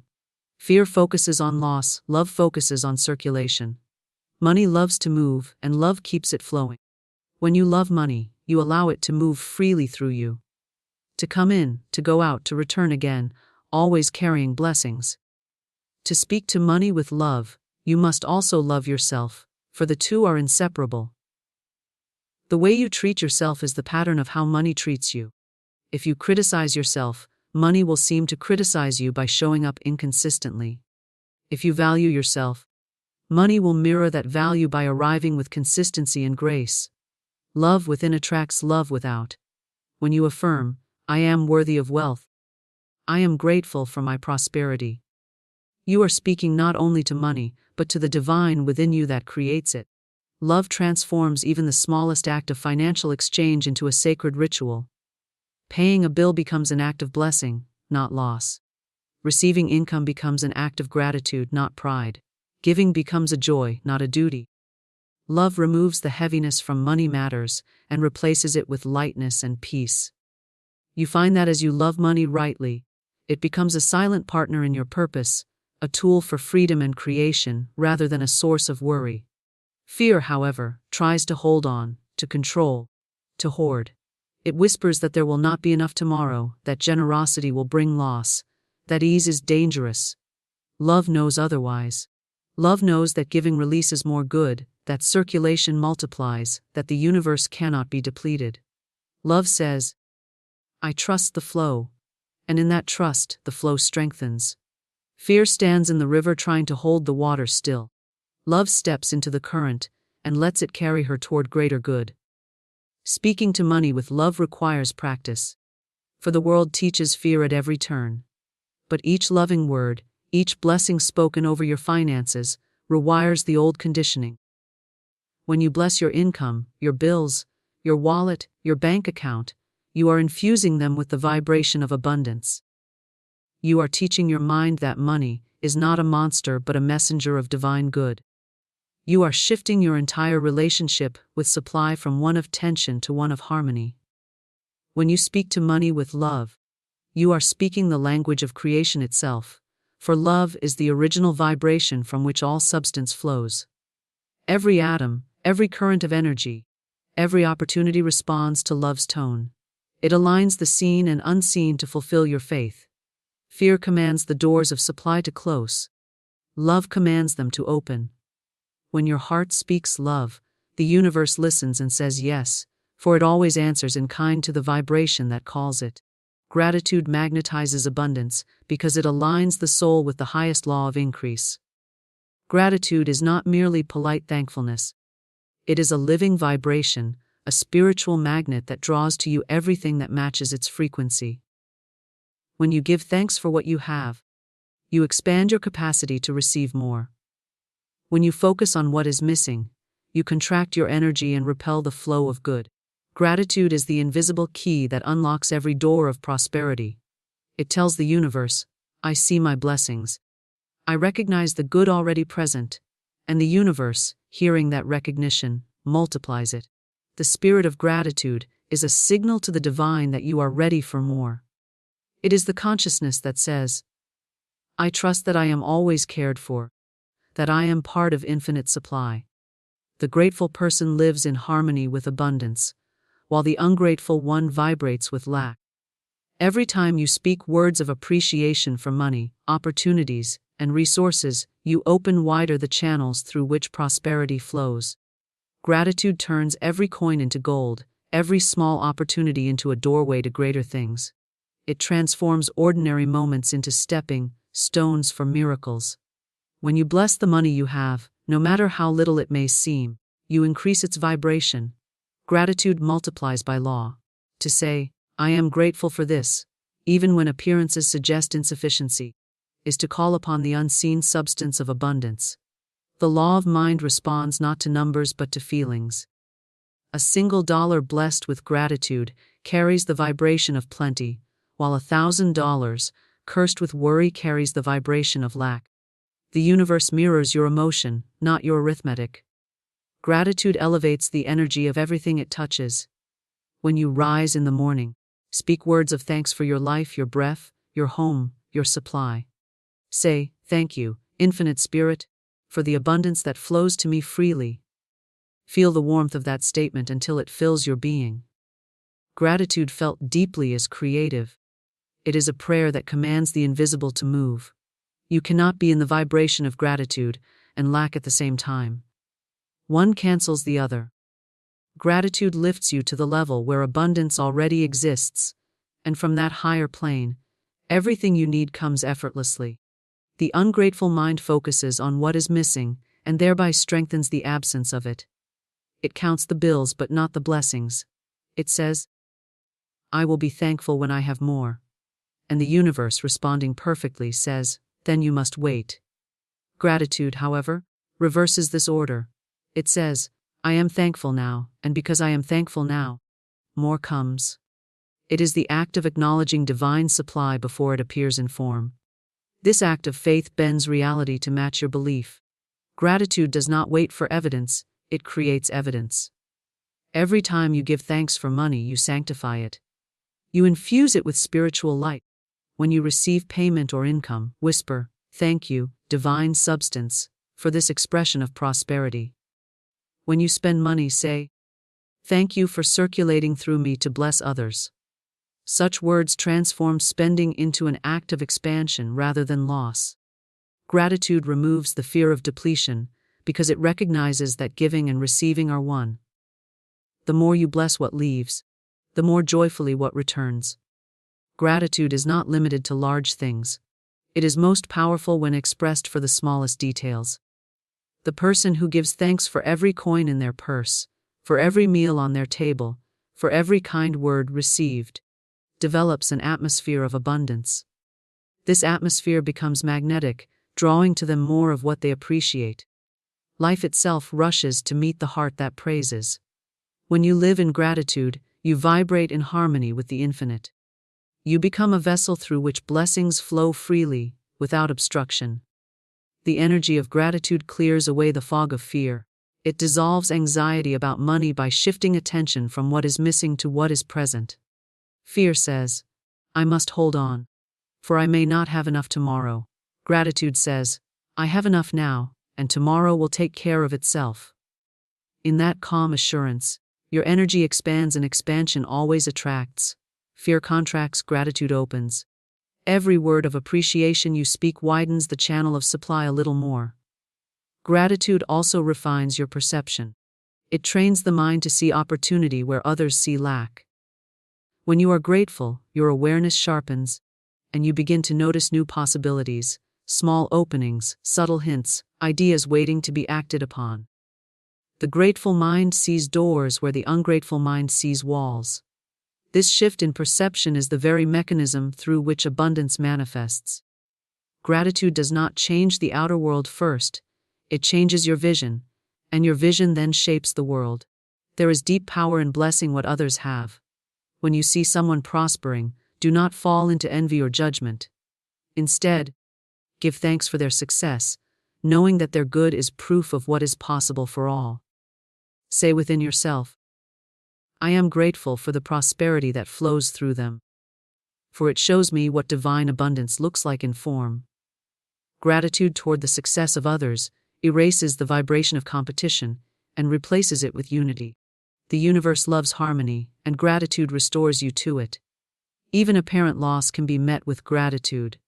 When something leaves your life, whether money, work, or opportunity, bless it with thanks for what it brought and what it taught.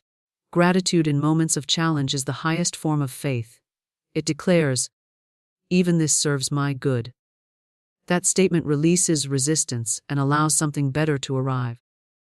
Gratitude keeps the current of life moving forward. It prevents stagnation by transforming endings into beginnings. The practice of daily gratitude changes the vibration of your home, your work, and your body. Speak words of thanks aloud, for spoken gratitude carries a stronger charge than silent thought. Write your thanks, let the rhythm of the words impress them upon your subconscious. Feel gratitude in your body, let it become an atmosphere around you. When gratitude becomes your habitual tone, abundance cannot help but respond. You will find doors opening effortlessly, ideas unfolding smoothly, people eager to assist, and money flowing where it once stalled. Gratitude is the soul's acknowledgement of divine order. It says, "All is well, even if I cannot yet see how." That statement aligns you with the creative intelligence that governs all things. It is impossible to worry while feeling truly thankful. The two vibrations cannot coexist. The moment you turn your focus toward what is working, the energy of worry loses its grip. Gratitude places you in the present moment, and the present moment is the only place where creation occurs. From this place of stillness, abundance takes shape naturally. Gratitude also softens the heart. It replaces resentment with peace, impatience with trust, and bitterness with joy. When your heart is soft, you become a clear channel through which divine substance flows. Money, opportunities, and ideas come easily to the one whose heart is open. Gratitude opens that door. It heals the old wounds of scarcity, transforming them into faith. It rewires the mind from, "I never have enough," to, "I am always provided for." That inner assurance becomes a magnetic field around you, attracting circumstances that match it. When you move through life with gratitude, every exchange becomes sacred. You begin to see abundance not as something to chase, but as something that surrounds you already. Gratitude reveals that prosperity is not a distant goal but a living presence, waiting for your recognition. Every thank you spoken in sincerity is a command to the universe. Continue this good. Multiply this blessing. The universe, ever obedient, echoes that command, sending back more of what you appreciate. Gratitude, then, is the silent architect of all abundance, the unseen force that arranges every detail to reflect your inner state of praise. Inner consciousness creates outer wealth, because the world you experience is a mirror of the thoughts, feelings, and beliefs held within you. Every circumstance, every opportunity, every flow of money or lack thereof begins as an invisible vibration inside the mind. What you hold in consciousness must appear in form, for form is only consciousness made visible. The outer world does not command the inner. It is the inner that speaks first, and the outer obeys. This is a law as unchangeable as gravity, and when understood, it becomes the foundation of true prosperity. Wealth is not created by labor alone, nor by circumstance, inheritance, or luck. These are merely channels through which the invisible substance of thought expresses itself. The true source of wealth is consciousness, an inner conviction that abundance is natural, that supply is infinite, that one is worthy to receive it. When this conviction becomes clear and unwavering, the outer world rearranges itself to reflect it. Opportunities appear, ideas blossom, resources gather, and money moves in alignment with that vibration. The mind is a garden, and thought is the seed. Whatever you plant within will bloom without. If you plant seeds of lack, thoughts such as, "It's too hard," "There's never enough," "I can't afford that," then the soil of your life will produce experiences that match them. But when you plant thoughts of wealth, ease, and confidence, "I am richly supplied. All my needs are met in divine order. I attract prosperous opportunities," the same law brings those to fruition. The law does not discriminate, it simply fulfills what consciousness decrees. The wealthy person and the poor person live in the same world, under the same sky, within the same universe. The difference lies not in their environment, but in their state of consciousness. One sees limitation and reacts with fear, the other sees possibility and responds with faith. The same opportunity can appear to both, yet only the one whose inner vision is tuned to abundance will recognize it. The outer world, to each, will seem to prove them right. The mind is the sculptor, and reality is the clay. When you realize that inner consciousness creates outer wealth, you cease to chase results, and instead begin to cultivate your inner atmosphere. You learn that the feeling of prosperity precedes its physical expression. You cannot wait for the world to make you feel secure. You must feel secure within, and then the world mirrors that feeling. When you think, feel, and act from a state of abundance, life becomes an echo chamber for your faith. The money, the success, the opportunities, they are all reflections of a consciousness that has accepted wealth as its natural condition. To create wealth in consciousness, you must first release every false belief that contradicts it. Fear of not having enough, guilt about receiving, resentment toward those who have more. These are the shadows that block the light of abundance. They live in the subconscious and project themselves into outer conditions. As long as you carry these beliefs, you will unconsciously recreate them in your finances and relationships. To dissolve them, you must bring them to the light of awareness and replace them with truth. Affirm silently, "I am one with the infinite substance of the universe. Supply is mine by divine right. There is no lack in spirit, and therefore no lack in me. The mind must be trained to hold only the thoughts that match the desired outcome. Just as a musician practices scales until harmony becomes second nature, so must you practice thoughts of abundance until they are your natural rhythm. The moment you notice worry or doubt, replace it with truth. When you think of bills, say, "These are simply reminders that circulation is taking place." When you think of opportunities, say, "Divine intelligence guides me to the perfect channels." The repetition of such thoughts impresses them upon the subconscious, and once the subconscious accepts a new pattern, it expresses automatically in form. Your inner images are the blueprint of your financial reality. The clearer and more confident those images, the more precise the outer result. See yourself living in abundance, not as a fantasy but as a present truth. Feel the comfort of it, the ease, the generosity it allows. This visualization is not daydreaming, it is the spiritual act of creation. The universe builds according to mental pictures, and when your pictures are consistent, emotion, charged, and aligned with faith, the outer form must appear.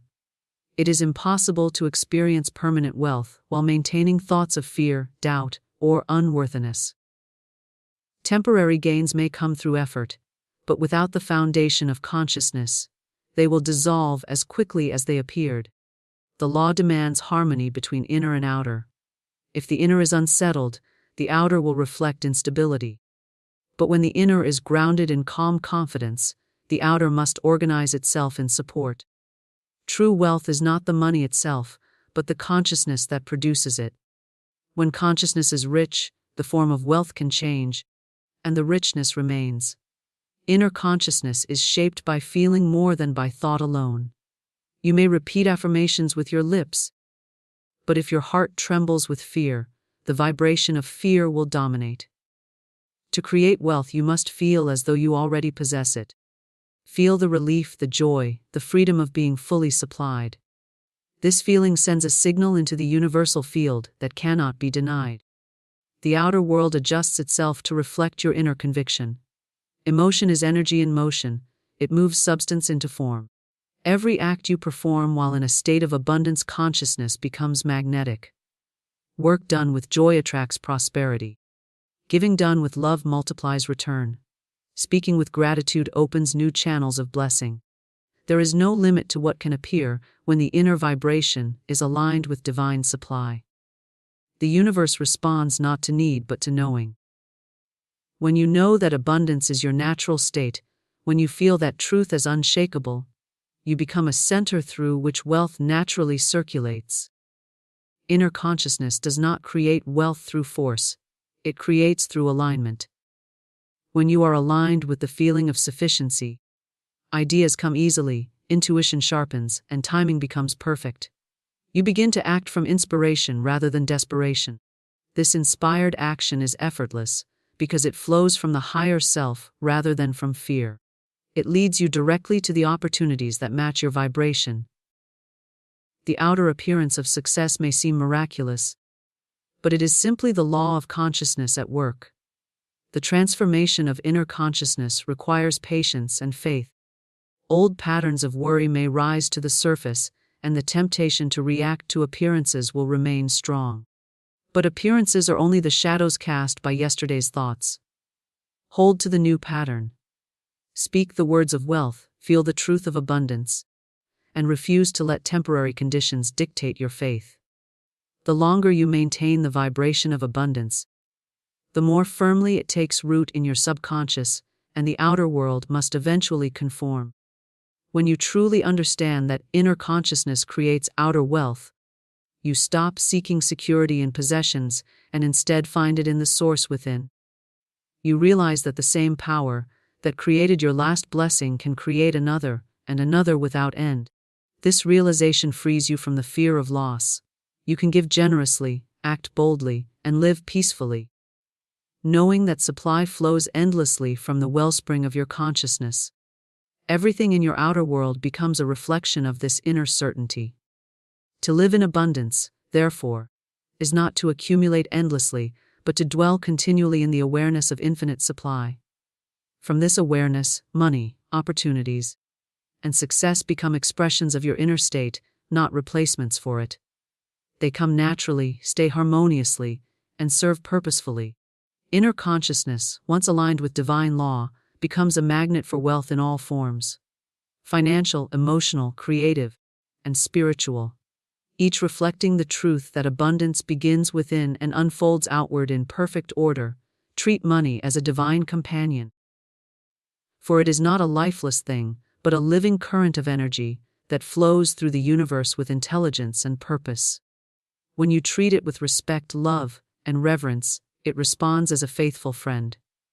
When you treat it with fear, resentment, or indifference, it withdraws, for no living energy can dwell long in the presence of rejection. Money is not an enemy, nor is it a master. It is a companion walking beside you on the path of creation. It takes on the tone of the relationship you build with it. If you honor it, it serves you. If you mistrust it, it mirrors your suspicion. It has no will of its own, only the vibration you give it through your thoughts and emotions. When you see money as divine, you remove it from the realm of struggle and lift it into the realm of spiritual law. You understand that it is a form of God's substance, a visible expression of invisible supply. It is sacred because it carries the power to express love, service, and creation. The divine companion does not respond to commands of fear or greed, but to the harmony of gratitude and purpose. When you speak to money as you would to a wise friend, kindly, sincerely, without desperation, you invite it to move with ease and joy in your life. Money loves order, clarity, and peace. It comes readily to the mind that holds it in calm reverence, and it avoids the heart that despises it or trembles before it. Every relationship flourishes through understanding and respect, and so it is with money. When you treat it with care, keeping it in good order, knowing where it flows, appreciating its movement, you signal to the universe that you are a worthy steward of abundance.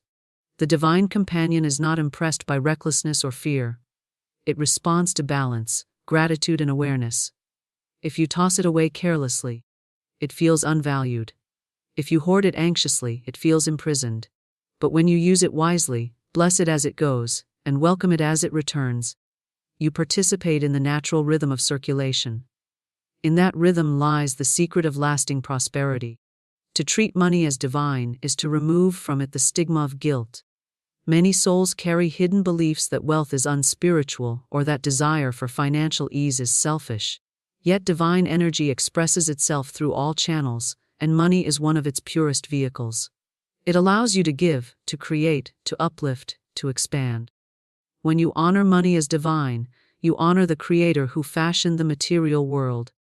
You see money not as a barrier to spirit, but as a bridge through which spirit blesses the physical. The divine companion cannot dwell in shame. It flourishes only where it is welcomed as good, as useful, as sacred substance in motion. Speak to money as though it were alive, because it is. Say to it, "You are my divine companion. You move through me in perfect freedom. Wherever you go, you bless, and wherever you return, you multiply in joy." These words are not sentimental, they are vibrational commands that align your energy with abundance. When you speak thus, you remind yourself that you and money are partners in the work of good. You are not chasing it, for companions walk side by side. You are not worshipping it, for friendship is mutual.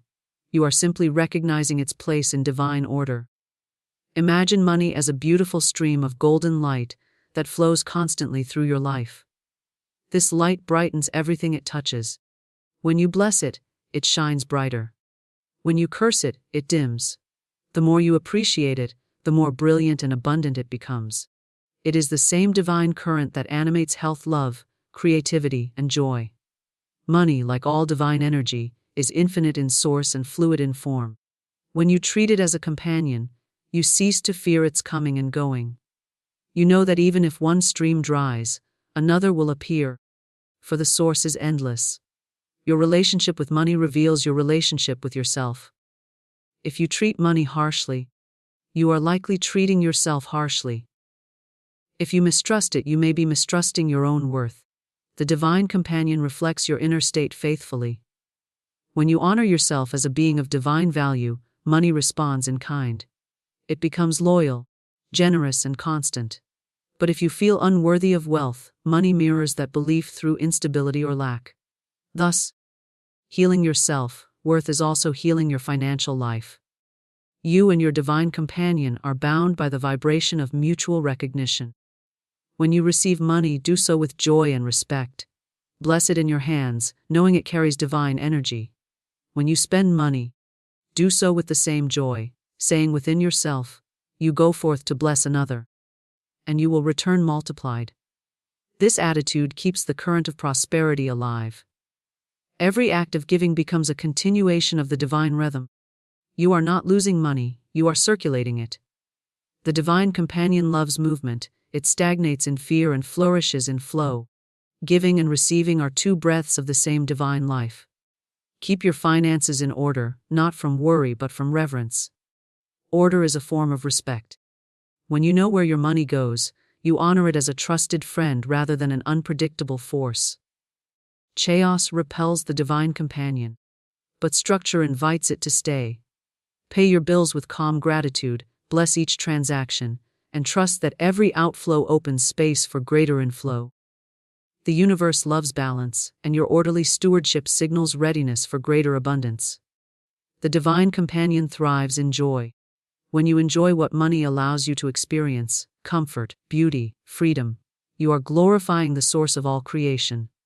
Pleasure, when rooted in gratitude, is a form of praise. It acknowledges the goodness of life. There is no virtue in suffering through lack, nor any sin in rejoicing through prosperity. Money, when treated as divine, becomes an instrument of harmony. It is not something to escape from but something to work with, an ally in expressing your highest self. When fear arises about money, speak to it gently as you would to a concerned friend. Say, "There is no need to fear. All is well. You are free to flow, and I am free to receive." Such words soothe the vibration of anxiety and restore equilibrium. Fear shuts doors, faith opens them. The divine companion cannot be commanded through worry, it responds to serenity. The more peaceful your heart, the more easily the current of supply moves through your life. Treat money as you would a beloved traveler who visits often. Welcome it when it arrives, offer it hospitality, and let it depart with blessing. Do not chain it through fear or drive it away through disregard. When you honor its visits, it returns more frequently, bringing with it greater gifts. Gratitude keeps the door open, and respect keeps the relationship strong. Money loves being where it is appreciated, where it can serve, where it can move freely. When you treat it as a divine companion, your entire attitude toward it becomes light, joyful, and secure. To treat money as divine is also to listen to its guidance. The divine companion whispers through intuition, nudging you toward wise decisions, urging generosity when it multiplies good, cautioning restraint when it is needed. This guidance is not separate from you. It is the divine intelligence of prosperity itself moving through your awareness. When you are attuned to this inner voice, you no longer act from impulse or fear. You move with grace, timing, and confidence because you are in partnership with the flow of supply. Money, as a divine companion, teaches balance. It teaches generosity without waste, saving without fear, ambition without greed. It reminds you that abundance is not in hoarding but in harmony. To walk beside money as an equal is to recognize your divine authority as a co-creator. You no longer bow before it or turn away from it, you walk with it, blessing and being blessed. This companionship transforms the act of earning into a creative expression, the act of spending into a ritual of circulation, and the act of giving into an offering of love. When you understand money as a divine companion, you cease to feel lonely or desperate in matters of supply. You realize that divine intelligence never abandons its own, and money, as one of its expressions, is always near. You carry within you the magnet that draws it, the love that guides it, and the wisdom that directs it. Treating money as divine is treating life itself as sacred, for money is only one of the many forms through which the divine reveals its generosity. There is a power that does not shout, yet it commands the entire universe. It is not found in banks or business plans, nor is it limited by circumstances or conditions. This power lies within your spoken word.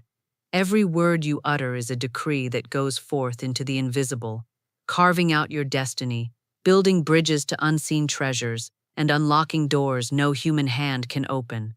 You are not a beggar in the game of life. You are a creator, a spiritual being, divinely equipped with the power to call forth riches from the storehouse of infinite supply. And that power is as near to you as your breath, as instant as your next word. But few understand that every idle word, every fearful phrase is a seed. Some speak poverty without knowing they are sowing it. Some speak delays, blocks, and struggles, and life responds, not because it is cruel, but because the law is exact. It gives to you what you affirm, not what you wish. Today I am here to remind you of a forgotten truth. Your spoken word is the key that unlocks riches, not tomorrow, not someday, but now. When you speak with faith, when you align your word with the divine right of abundance, all the forces of heaven rush to fulfill it. The universe does not hesitate. It is you who must decide. Will you command wealth, or will you delay it with doubt? It is written, "Thou shalt decree a thing, and it shall be established unto thee." The law does not fail, but it waits on your word. You have the power to speak the invisible into form, to call forth the money you need, the opportunities you desire, the freedom your soul longs for. So as you listen today, remember, every word you speak is creating your world. Will you speak defeat, or will you speak abundance by divine right? The choice is yours, and the universe is listening. Your word is your wand. Every time you open your mouth, you are not simply speaking. You are casting a spell that shapes your world. The words you utter are not empty vibrations. They are commands sent forth into the unseen, building the circumstances of your life with mathematical precision. But here lies the great secret that many have forgotten. Most people wield this wand carelessly. They speak defeat when they long for victory. They affirm poverty while yearning for riches. And without realizing it, they write a script of limitation with the very tool designed to set them free. You have been given a wand of power, the spoken word, and it responds not to your wishes or dreams but to the certainty of your declarations. When you say money is hard to earn, the universe bows to your decree. When you say I never get lucky, life makes it so. But when you stand in the authority of your divine right and declare riches flow to me now, under grace and in perfect ways, you shift the very currents of your reality.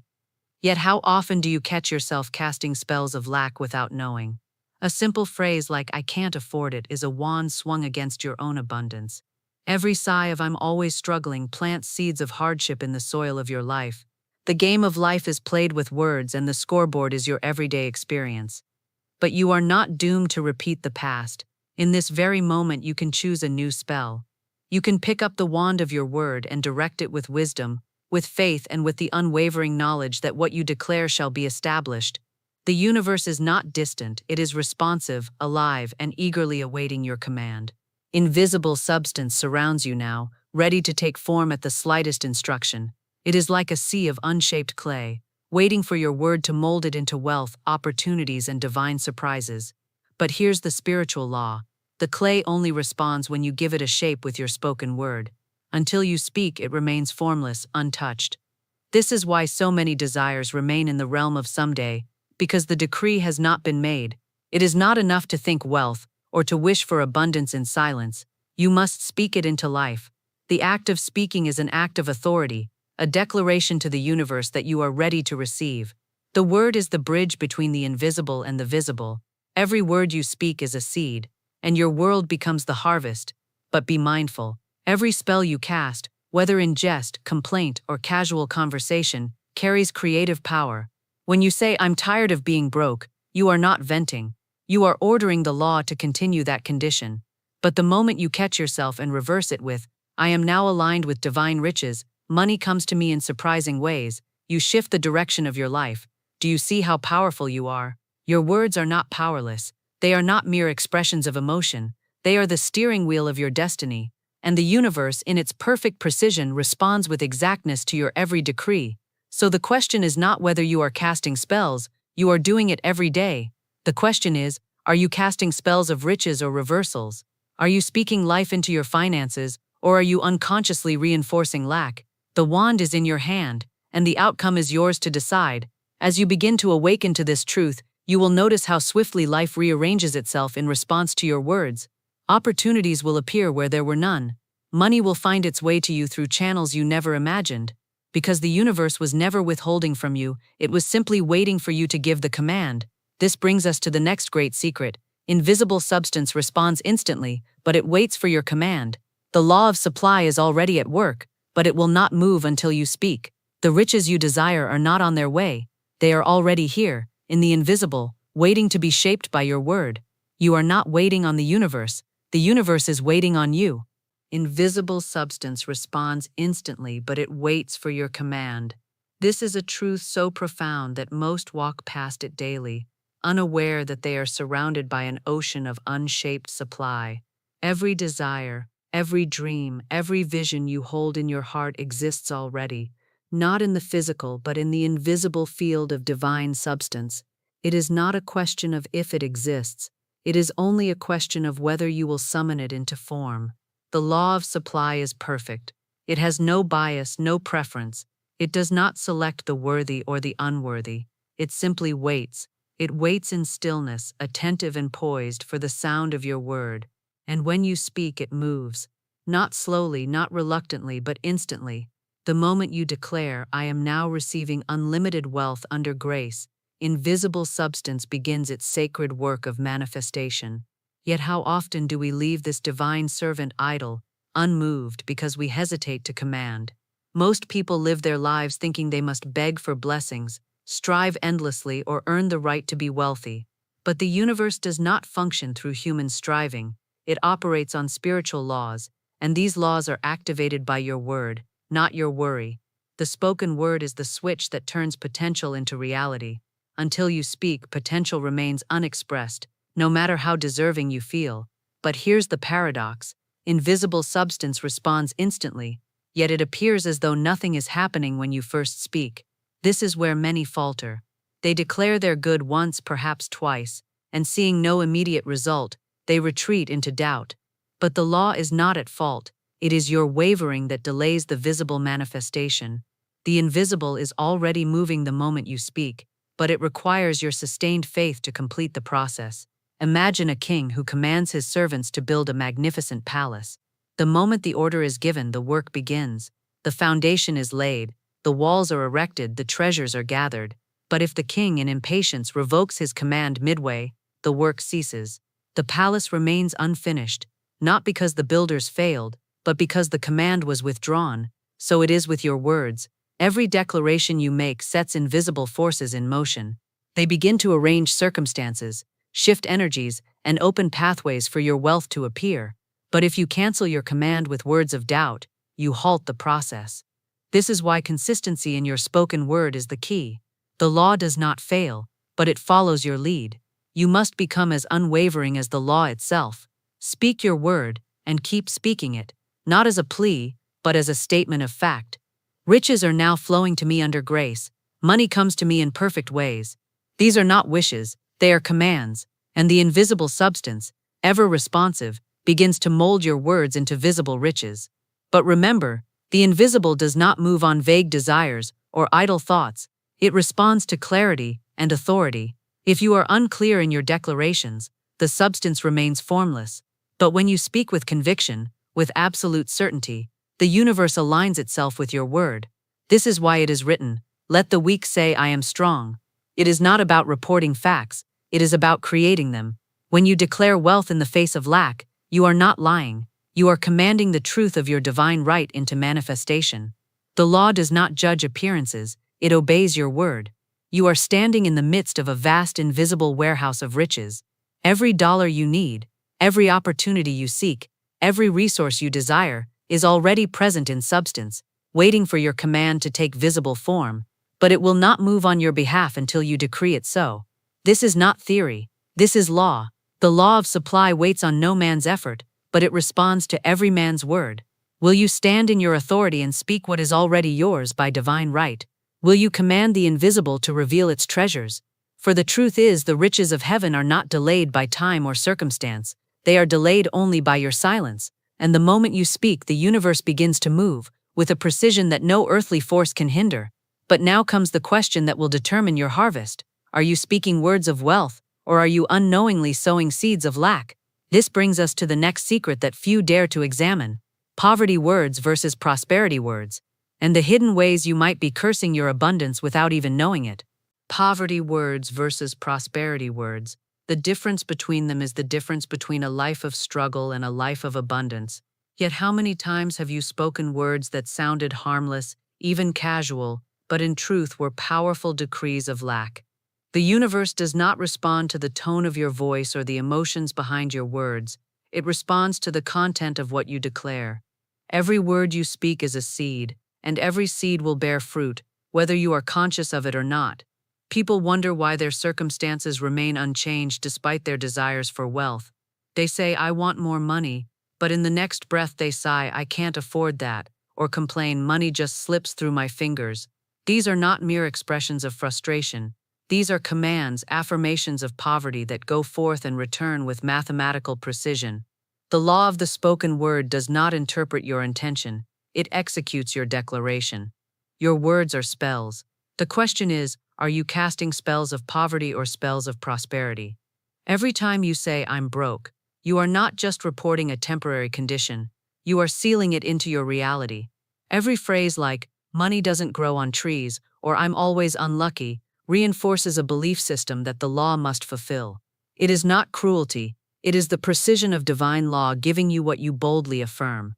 But the moment you awaken to this truth, you gain the power to change your entire life by changing your vocabulary. Begin to listen to yourself, catch every word of limitation, every phrase of lack, and reverse it immediately. Transform "I can't afford this" into "Money comes to me in expected and unexpected ways." Replace "I never have enough" with "I am now open to receiving my divine supply." These are not empty affirmations, these are keys that unlock doors in the invisible realm. It is not enough to think prosperity, you must speak it. Thinking plants the seed, but speaking waters it, nurtures it, and gives it life. Your spoken word is the bridge between imagination and manifestation. Silence is not the language of the law, command is. And yet many hesitate to speak words of abundance because their current circumstances seem to contradict them. They feel it is dishonest to say, "I am wealthy," when their bank account is empty. But understand this, the law of life does not respond to appearances, it responds to your word. You are not called to describe your current reality, you are called to declare the reality you choose to experience. When you speak prosperity words, you are not ignoring facts, you are superseding them with truth. You are not denying the presence of a problem, you are affirming the presence of a solution. The invisible realm is more powerful than the visible, and it is governed by your spoken word. But beware of the words you speak about others too. Every word you utter, whether about yourself or someone else, returns to you multiplied. When you speak ill of another's finances, you set into motion a boomerang that must return. Conversely, when you bless others with words of success and abundance, you create a divine circulation that elevates you as well. Are you in the habit of criticizing the wealthy, making remarks like, "They don't deserve that money," or "It's impossible to get rich without being dishonest"? These are poverty spells disguised as opinions, and they will shut the doors of your own prosperity. The law does not distinguish between jest and seriousness, it fulfills what is spoken. The practice of prosperity begins with mastering your language. Begin today to observe your words with vigilance. Turn every complaint into a declaration of blessing. Transform every word of worry into a word of wealth. You will be amazed how swiftly your outer world rearranges itself to reflect the new seeds you have sown. You are the architect, the sower, the speaker of your destiny, and as you purify your speech, you purify your harvest. But now comes the deeper truth that few dare to believe. Wealth is your divine right, and though it cannot be delayed by outside forces, you alone can block it with your doubt. The invisible substance is ever ready to flow, but are you prepared to remove the dam of disbelief and let it flood into your life? The universe has no shortage, only channels. And you, dear one, are one of its chosen channels. The riches you seek are not in the distant future, nor are they hidden from you by circumstance or fate. They exist now in the invisible, waiting to flow into your life the moment you align your word with divine right. But here is the question you must ask yourself. Are you allowing the flow, or are you blocking it with doubt? Every time you declare your faith in supply, you open a gate. You widen the channel through which abundance rushes toward you. But when you speak words of fear, when you say, "I can't afford that," or "money is hard to come by," you are not merely expressing a feeling, you are setting up barriers. You are building walls with your words, walls that keep out the very things you desire. The law of supply is immediate, perfect, and overflowing, but it is obedient. It responds not to your wishes but to your word. You may wonder why, despite working hard, the flow still seems delayed. It is not because the universe is slow. It is not because the blessings have been withheld. It is because doubt has been entertained. Doubt is the only dam that can hold back the tide of divine supply, and doubt often sneaks in, disguised as logic, as caution, as so-called realism. You think you are being wise when you limit your expectations, but you are merely reducing the size of your channel. The spoken word, charged with faith, removes every block. When you affirm, "There is no delay in divine mind.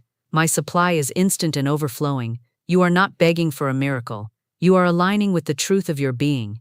You are clearing the way for what has always been yours by right of consciousness. But the universe cannot force its riches upon a channel that is choked with words of fear. You must understand, the law does not withhold, it reflects. If you speak limitation, it mirrors limitation. If you declare abundance, it amplifies abundance. The delay is never in the supply, it is always in the acceptance. And acceptance is revealed by the words you dare to speak aloud. How many times have you prayed for prosperity, but then spoken words of lack in the same breath? How many times have you visualized wealth, only to cancel it with a casual complaint about money? The universe takes you at your word. It does not judge your worthiness, it fulfills your decree. You are the king or queen of your kingdom, and your word is law within it. Doubt feels harmless when spoken lightly, but it is a thief that robs you of immediate manifestation. It is not enough to think positively in silence. You must speak your word boldly, clearly, and repeatedly. For words spoken aloud are like hammers that break down walls, like keys that unlock gates, like rivers that carve new paths. Every spoken declaration of faith chips away at the dam of doubt until the floodgates swing open. But here lies the beauty. The moment you remove doubt, the supply does not trickle, it rushes. It does not arrive slowly. It floods in with divine precision. The universe is quick to fill every vacuum. The very instant you make space with your unwavering word, the riches pour in. For they were always pressing upon you, waiting for the moment you became ready to receive. Your readiness is not measured by how hard you work, but by how boldly you speak. Are you ready to declare, "Money comes to me now, under grace in perfect ways"? Are you prepared to affirm, "Nothing can stop the divine plan of my wealth"? These are not empty phrases. They are spiritual commands that move unseen forces into visible action. And so the question arises, how are you using your spoken word today? Is it a tool for creating, or a weapon of delay? The universe waits on your decision, but it moves instantly once your word is spoken in faith. There is no force of opposition, no external barrier, that can withstand the power of your unwavering decree. For every word you speak is building the next chapter of your financial life. You are either widening the channel or narrowing it with each sentence you utter. So I ask you, will you continue to declare your delays, or will you now claim your wealth by divine right, knowing that nothing and no one can block what you have courageously spoken into being? As you realize this truth, you become aware that your word does not operate in isolation. It echoes into the world and returns multiplied. And this leads you to an even greater understanding. The words you speak about others, the blessings or criticisms you declare upon them, are boomerangs that shape your own fortune. The law of the spoken word is a boomerang. Every word you send out travels in a perfect arc, circling back to you with greater force. Most people believe they are merely speaking about life, unaware that life is only echoing back what they have decreed. When you speak of lack, not only are you affirming your own poverty, but you are multiplying it into the universe, and that vibration must return to its sender. The game of life does not play favorites. It responds to the tone of your words with exact precision. You cannot wish for wealth while cursing the prosperity of another. Every word you release is a seed, and the soil of the universe is always fertile. When you bless others, when you rejoice in their success, you are setting into motion the law of circulation. The wealth you celebrate for them cannot help but make its way back to you. This is not a moral sentiment. It is a spiritual law. Many people unknowingly trap themselves in a cycle of scarcity because they resent the riches of others. They see someone succeed, and instead of blessing them, They criticize, they judge, they shrink in envy. Yet in doing so, they have just spoken words that will boomerang back, closing doors they did not know they had opened. It is impossible to desire wealth and criticize it at the same time. The subconscious does not understand contradictions. If you declare "I am wealthy," but secretly believe wealth is corrupt or undeserved, the universe must obey your dominant vibration. Words spoken with conviction are commands. Casual murmurs of envy are commands too. The law does not judge the tone. It only executes the decree. But here lies the beautiful key. The moment you choose to bless, to uplift, to declare riches for another, you are blessing your own path. When you speak favor over someone's success, you have just signed your own divine contract of increase. Every time you say, "I am so happy for their abundance," the universe hears, "Prepare their abundance too." You cannot bless without being blessed. The law has no loopholes. This truth is why I urge you to guard your conversations with spiritual vigilance. When a friend shares their financial victory, resist the impulse of comparison. Instead, declare in your heart, "Divine riches flow to me as easily and effortlessly as it flows to them." When you hear of someone's promotion, affirm, "Their success is a sign of mine unfolding now." Each of these spoken blessings is a boomerang that returns, not in the same measure, but multiplied, pressed down and overflowing. But do not stop there. Begin to speak prosperity over those who are struggling. Call forth abundance for the person you see in lack. When you declare wealth for another, especially in their absence, you are exercising spiritual mastery. The law of circulation does not delay. It moves instantly upon the spoken word, searching for the quickest route to deliver back to you what you have declared for another. This is why the ancient scriptures teach, "Bless those who curse you," because blessing another is not for their sake alone, it is for the purification of your own stream of supply. Words of judgment pollute it. Words of blessing cleanse it. Each word you utter becomes a seed that decides the harvest you will soon meet.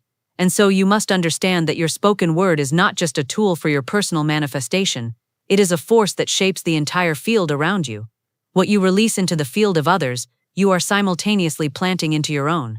Every declaration of abundance spoken over a friend, a stranger, or even one you have deemed an adversary, is wealth multiplied and set on a return path to you.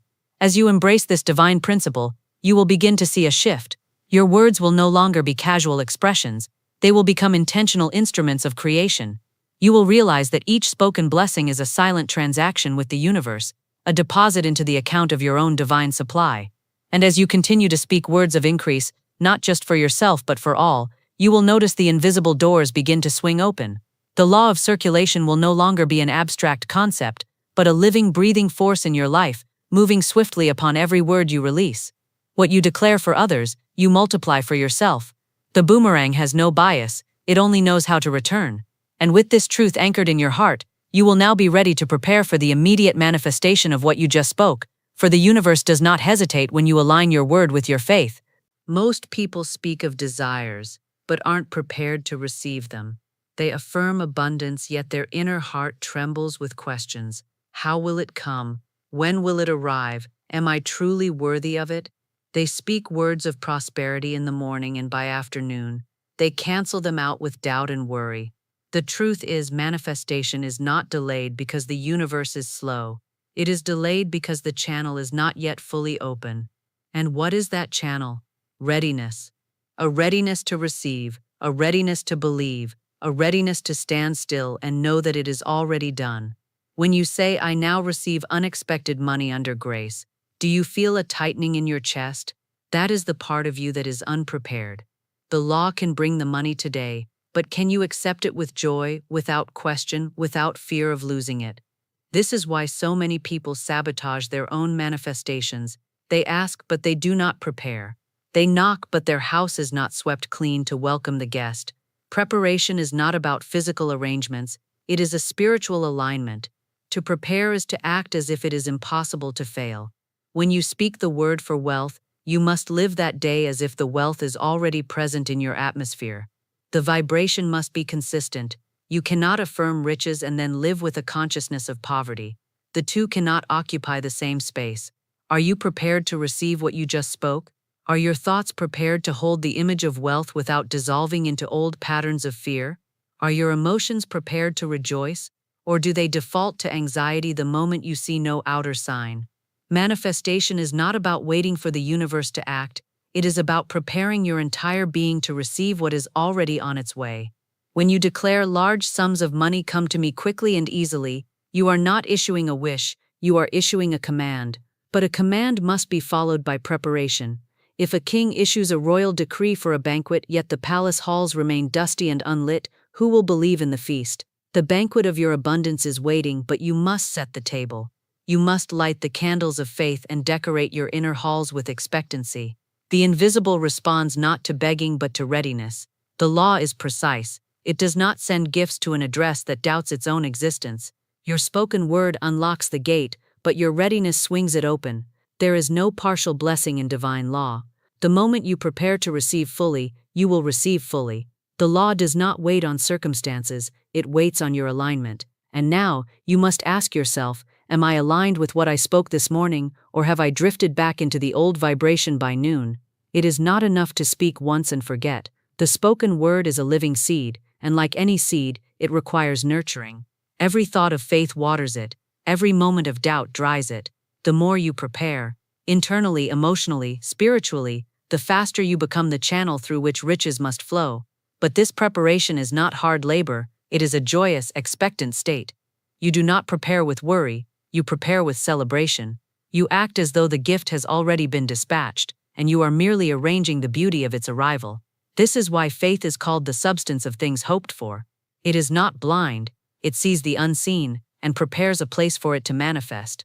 When you master this readiness, manifestation becomes immediate. You will no longer speak words that return void. You will no longer send out affirmations that circle endlessly in the void. Instead, every word you speak will land, because you have become the fertile ground.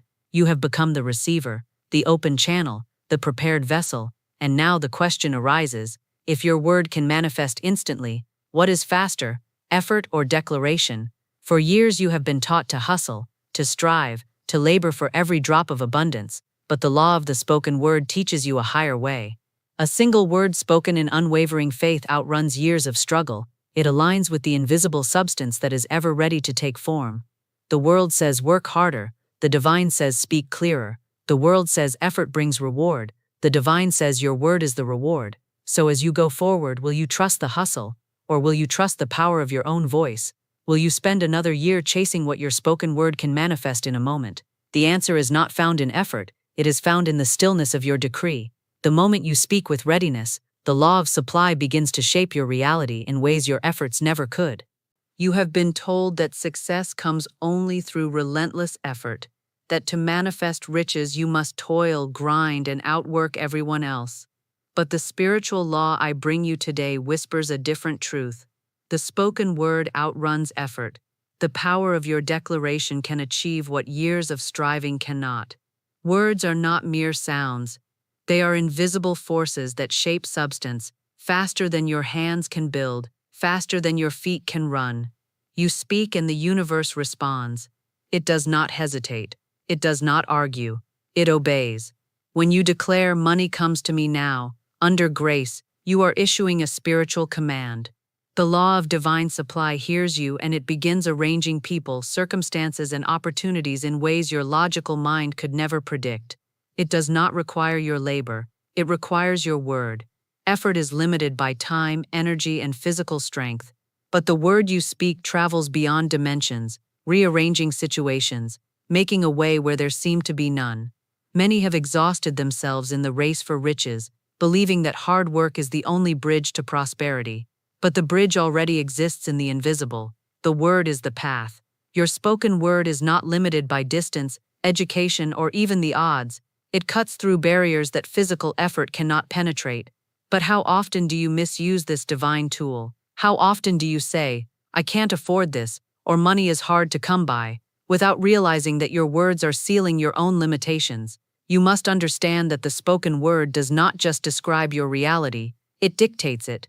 Every time you affirm lack, the law says, as you wish. Every time you declare abundance, the law responds, it is done unto you. Words are faster than actions because they go to the root, the invisible blueprint where your life is designed. Physical effort deals with the seen, but the word alters the unseen, which then manifests as your reality.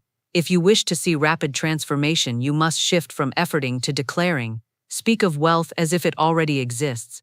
Say, my supply is unlimited. Money flows to me easily and continuously. And watch as opportunities begin to unfold.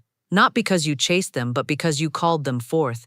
You will find that what seemed impossible by effort becomes effortless by word. But this is not to say that action is irrelevant. Action becomes powerful when it follows the word. First you speak, you command. Then inspired action will naturally follow, aligned with divine timing. You will not struggle or force. You will simply step into the doors that open, knowing you have spoken them into existence. The law will bring the right ideas, the right contacts, the right moments. Your role is to stay vigilant with your words, for they are the seeds of all manifestation. Do not allow idle words to sabotage your abundance.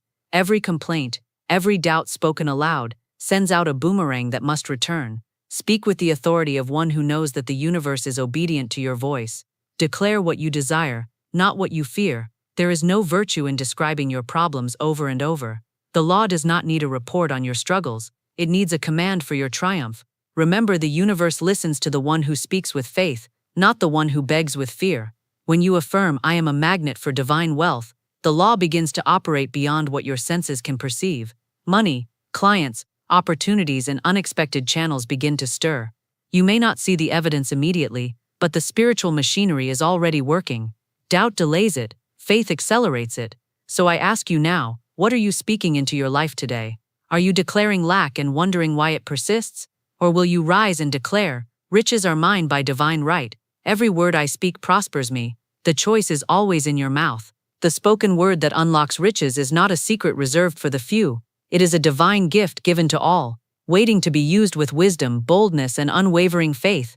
And now, as you stand at the threshold of a new understanding, let this truth settle into your spirit.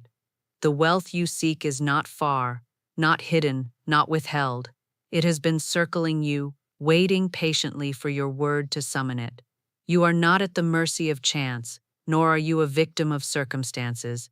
You are the master of your fate, and your spoken word is the key that turns the lock.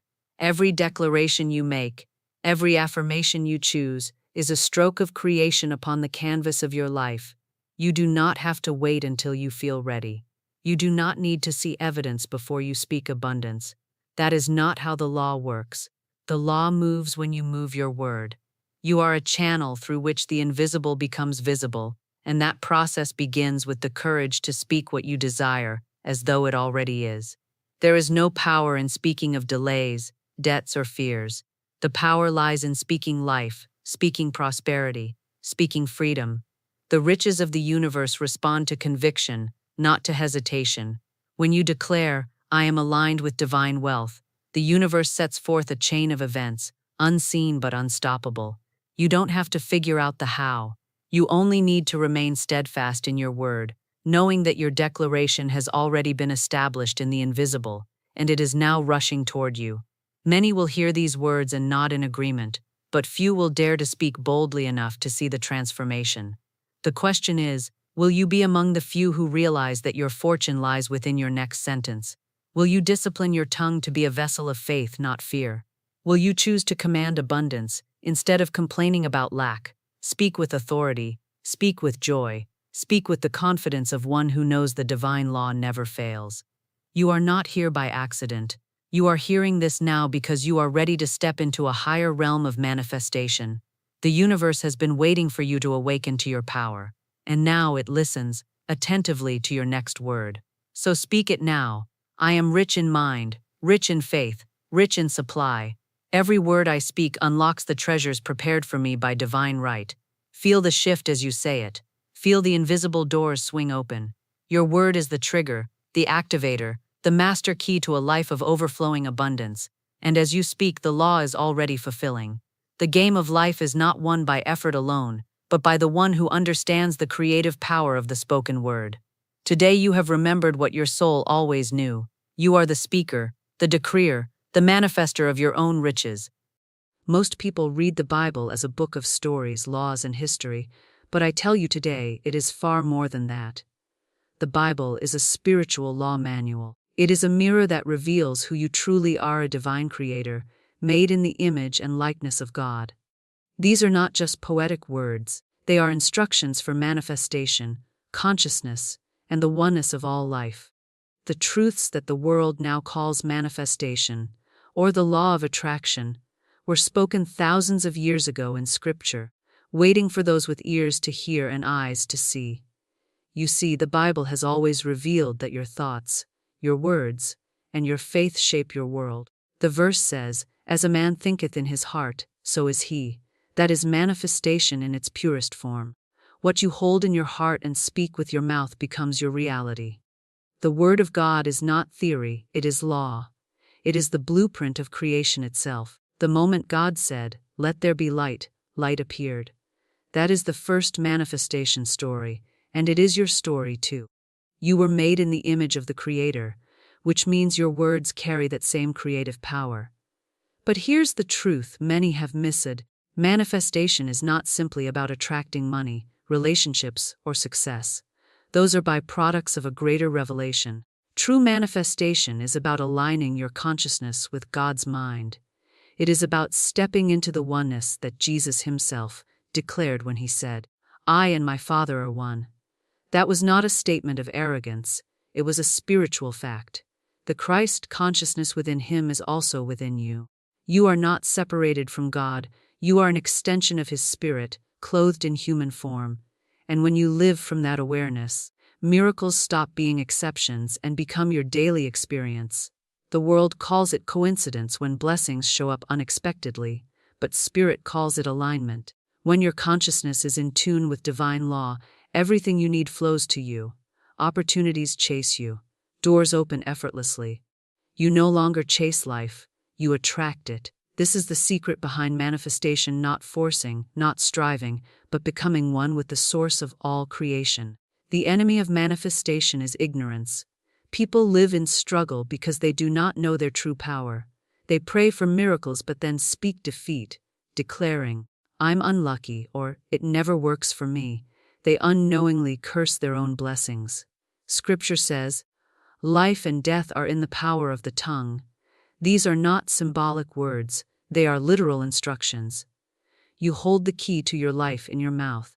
Your voice is your wand, your decree is your destiny, and your words are spiritual seeds that must grow. Let me reveal to you something the Bible has been saying all along. You are consciousness clothed in flesh, and your consciousness is one with God. Every thought you dwell on creates a vibration that draws experiences into your life. This is not philosophy, this is the spiritual law Jesus lived and demonstrated. He spoke to storms and they calmed. He blessed bread and it multiplied. He told his disciples, "These things I do, you shall do also, and greater." Why? Because he understood his union with the Father. He was not trying to become one with God, he knew he already was. That same truth is alive in you. If you are ready to change your life, you must first change how you see yourself. You are not a victim of fate or luck. You are a vessel of divine spirit. The Bible says, "Ye are gods." That means you are a creator under the Creator, shaping your world with every belief you hold. Every time you speak words of faith, you send spiritual energy out to rearrange your life. Angels move on your behalf, circumstances shift, the unseen becomes seen. So today, I invite you to listen with your spirit. This is not another motivational talk. This is a revelation. The Bible is not a book of restrictions. It is a manual for supernatural living. If you have ever wondered why some prayers feel unanswered, why success seems delayed, or why manifestation sometimes feels difficult, it is because you have not yet stepped fully into your oneness with God. This teaching will show you how to do that, not tomorrow, not someday, but now. I want you to imagine, as you listen, that heaven is leaning close. The same Spirit that breathed life into the universe is breathing life into your dreams. The same authority that created galaxies is in your mouth right now. And when you understand this truth, you will never speak casually again. You will speak blessings, declare abundance, and watch as the invisible becomes visible. Let's go deeper. Today I will reveal the hidden teachings of Scripture that explain manifestation, consciousness, and oneness.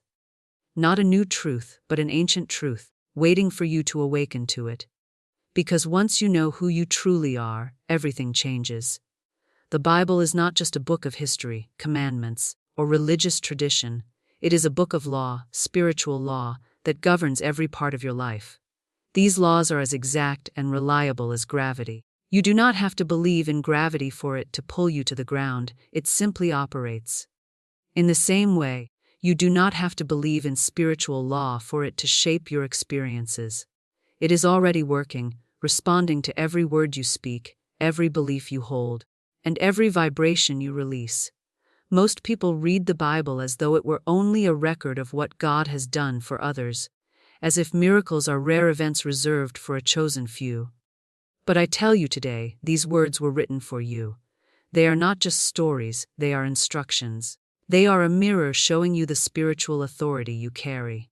When Jesus said, "It is done unto you as you believe," he was not making a suggestion, he was revealing a law. The quality of your life is a direct reflection of your beliefs. Let's take this further. The Bible begins with words. In the beginning, God created the heavens and the earth. And God said, "Let there be light," and there was light. Everything began with a spoken word. God did not build the world with his hands, he spoke it into being. And when he created man, he said, "Let us make man in our image, after our likeness." You are made in his image, which means you, too, have been given creative power through your words. The Bible is not simply a book of doctrine, it is a blueprint for creation. Every verse that speaks of faith is a key. Every miracle recorded is not just to inspire you but to instruct you. When Jesus spoke to the storm and it calmed, he demonstrated that spiritual authority is not reserved for prophets or saints. It is the inheritance of every believer who understands their oneness with God. That is why he said, "These things I do, ye shall do also, and greater." He came to show us how to live in alignment with spiritual law, not merely to be admired, but to be imitated. Yet many have been taught to read the Bible through the lens of fear rather than empowerment. They see punishment where there is actually instruction. They see limitation where there is limitless potential. The Bible is filled with hidden codes of manifestation, but these codes are only visible to those who approach it with faith and spiritual insight. When Proverbs says, "As a man thinketh in his heart, so is he," it is telling you that your inner consciousness is the mold of your life. The outer world cannot help but reflect the thoughts and beliefs you hold most deeply. This is why I teach my students that they must speak with precision and think with intention. Every careless word is like a seed dropped in soil. It will grow, whether you meant it to or not. Scripture says, "By your words you are justified, and by your words you are condemned." This is not poetic symbolism, it is law. Words are containers of power. They carry faith or fear, blessing or curse, life or death. And once released, they set spiritual law in motion. The Bible is filled with practical wisdom on manifestation, but most people miss it because they read it only as religion. Religion tells you to wait for miracles. Spiritual law teaches you to create them through alignment with God. Religion tells you to beg. Spiritual law teaches you to receive. When you understand this, you stop praying like a beggar and start declaring like a child of God. You stop chasing blessings and start magnetizing them. Look at the miracles of Scripture. Moses parting the Red Sea, Elijah calling down fire, Jesus multiplying bread, healing the sick, and raising the dead. These were not meant to be isolated acts of divine intervention. They are demonstrations of divine law. The same Spirit that moved through them is alive in you. The same authority is in your words. This is why Jesus said, "The kingdom of God is within you." You carry the power to manifest healing, provision, and peace because the Spirit of God is not distant, it is within you. When you study the Bible with this understanding, it becomes a living, breathing manual for your life. You begin to see verses like instructions for creation. For example, Isaiah says, "Declare a thing, and it shall be established unto thee." That is manifestation in one sentence. You are told to speak it and expect it. You are not hoping for luck, you are applying law. When you declare with faith, heaven and earth rearrange themselves to match your words. The hidden teachings of the Bible are not truly hidden. They are right before your eyes. but they remain invisible to those who approach the word with fear, doubt, or superstition. Once you understand that you are one with God, that your words carry His creative energy, and that your thoughts are shaping your reality, you unlock the true purpose of Scripture. It is not meant to make you a passive observer of miracles, but an active participant in creation. You hold the same creative spark that said, "Let there be light." You are walking in a world of your own decrees, and the moment you learn to speak with faith and clarity, your life will transform. The Bible is your instruction manual, your blueprint, and your guarantee that manifestation is not a trend or a secret. It is a divine law that has been operating since the beginning of time. Everything in this universe responds to words. This is a law so ancient and so powerful that it governs every blessing and every burden in your life. The Bible declares in Proverbs, "Death and life are in the power of the tongue." These are not poetic words. They are spiritual instructions. Your tongue is an instrument of creation. Every sentence you speak is either building your future or tearing it down. In Genesis, we are told that God created the heavens and the earth with words. He didn't take His hands and mold the stars. He spoke, and they appeared. And God said, "Let there be light," and there was light. Do you see the simplicity and the power in that? God demonstrated the law of the spoken word. And then He said, "Let us make man in our image, after our likeness." This means you too have been given the divine ability to speak things into existence. Your words are not just sounds in the air, they are spiritual commands. They carry vibration and energy that shape your reality. This is why you can trace much of your life back to what you have been saying. Some people wonder why they are stuck in cycles of lack, sickness, or fear, not realizing they are reinforcing those cycles with their own speech. They say, "I'm always broke." They joke, "I'm so unlucky." They confess, "Nothing good ever happens to me." Those words are not harmless, they are spiritual decrees. They are like seeds planted in the soil of the subconscious, and they must grow. But the reverse is also true. If you begin to speak words of life, abundance, and faith, you will begin to see those very things manifest. This is not wishful thinking, it is spiritual law. Jesus Himself said in Mark 11:23, "Whosoever shall say unto this mountain, Be thou removed, and shall not doubt in his heart, but shall believe that those things which he saith shall come to pass, he shall have whatsoever he saith." Notice this. He didn't say you would have what you think. He said you would have what you say. Every time you speak, you are prophesying your own future. Your words set angels in motion or tie their hands. They either open doors or close them. That is why I often tell my students, never use your words casually. They are not decorations, they are directions. If you want to see miracles, start speaking them. If you want to see abundance, start declaring it boldly, even when your bank account disagrees. If you want health, speak life over your body. Faith is not waiting for evidence. Faith is speaking the truth of spirit until it becomes visible. When I first began teaching this law, people would laugh. They would say, "Mrs. Shin, you mean to tell me that my words can really change my life?" And I would smile and respond, "Yes, and your words already have." Every situation you're facing today is the result of seeds you planted with your tongue. Sometimes unknowingly, but seeds nonetheless. The good news is this: you can plant new seeds today. You can begin creating a new reality right now with the words you speak. This is why I call your word your wand. A magician waves a wand and illusions appear, but when you wave your word, reality shifts. The law of the spoken word does not fail. It is exact like gravity. Whether you believe in it or not, it is working. This is why Scripture warns us about idle words. Jesus said in Matthew 23:6, "Every idle word that men shall speak, they shall give account thereof in the day of judgment." That judgment is not some distant courtroom. It is the harvest of your own speech. So many people cancel their blessings by speaking against them. They pray for abundance but say, "Money is so hard to come by." They pray for healing but say, "I'm always sick." They pray for love but declare, "No one will ever love me." They pray with one breath and curse themselves with the next. You cannot water a garden and then poison it and expect fruit. If you want to see change, your words must align with your faith. I challenge you today to begin speaking life over everything. When fear whispers in your ear, speak faith louder. When lack tries to intimidate you, declare abundance.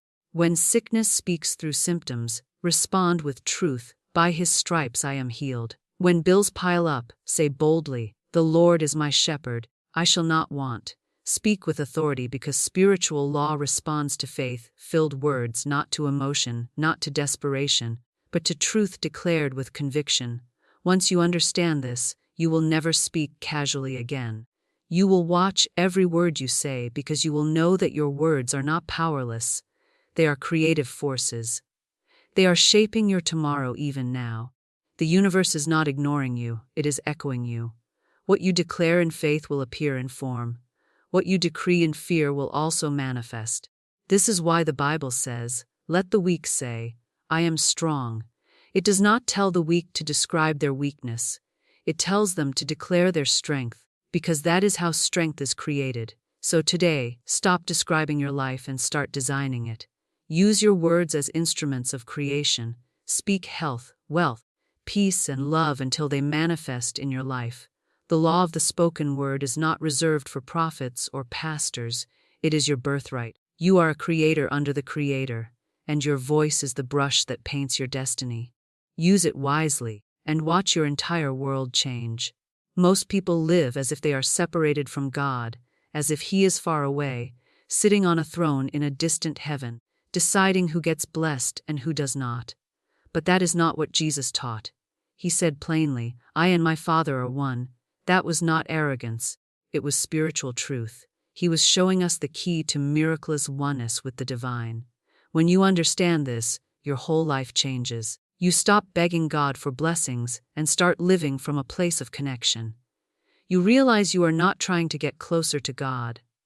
You are already one with Him, and everything He has is already yours. This oneness is not reserved for saints, prophets, or a chosen few. It is the reality of every soul. Jesus didn't come to show us what only He could do. He came to show us what we are all capable of when we awaken to the truth. That is why He said in John 14:12, "He that believeth on me, the works that I do shall he do also, and greater works than these shall he do." He wasn't speaking to a select group of spiritual elites. He was speaking to everyone willing to believe. You see, consciousness is the key. Oneness is not something you achieve, it is something you become aware of. Right now, you are already one with the source of all creation. The same spirit that spoke the universe into existence lives in you. The same creative power that hung the stars in the sky flows through your veins.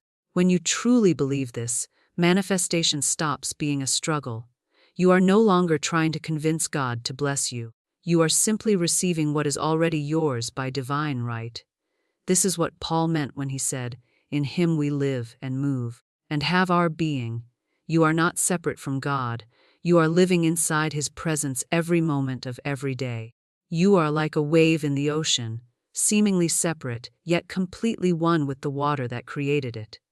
The ocean does not withhold its power from the wave. In the same way, God does not withhold His abundance from you. You are an extension of His Spirit, a manifestation of His consciousness. When you realize this, fear loses its grip on you, lack loses its power. You no longer look at a problem and feel helpless. You look at it and declare, "I and my Father are one, and nothing is impossible." Jesus said in Luke 17:21, "The kingdom of God is within you." That means the entire source of supply, wisdom, healing, and abundance you've been searching for is already inside of you. It is not waiting for you in some future time or distant place. It is here now. The hidden teaching of manifestation is that you do not create abundance, you awaken to it. You do not create love, you align with it. You do not create healing, you receive what has already been made available through Spirit. When Jesus healed the sick, He didn't beg God to send power. He simply spoke from His awareness of oneness. He knew the power was already there.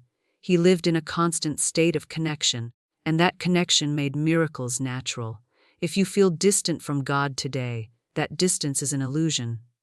The enemy wants you to believe you are unworthy, that blessings are out of reach, that manifestation is only for others. But Scripture tells you a different story. It says, "Ye are God's, and all of you are children of the Most High." Psalm 8:2-6. That means you carry the same creative spark within you. You are a vessel of divine energy, and every word you speak carries that power. Take a moment right now and place your hand over your heart. Feel your heartbeat. That rhythm is not random.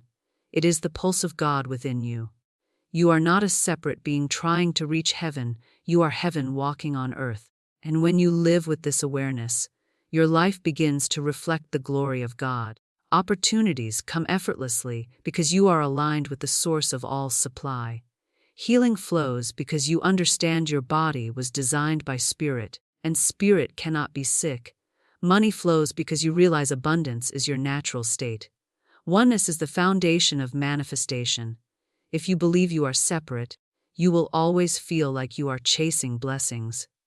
But when you realize you are one with the Creator, you stop chasing and start attracting. You begin to live as Jesus lived, not as a man trying to become holy, but as a son of God walking in his inheritance. And you too are a child of God. You are not trying to earn favor, you already have it. When you wake up each morning, declare this truth: I and my Father are one. I live in the kingdom of God, and the kingdom lives in me. All that I need flows to me now.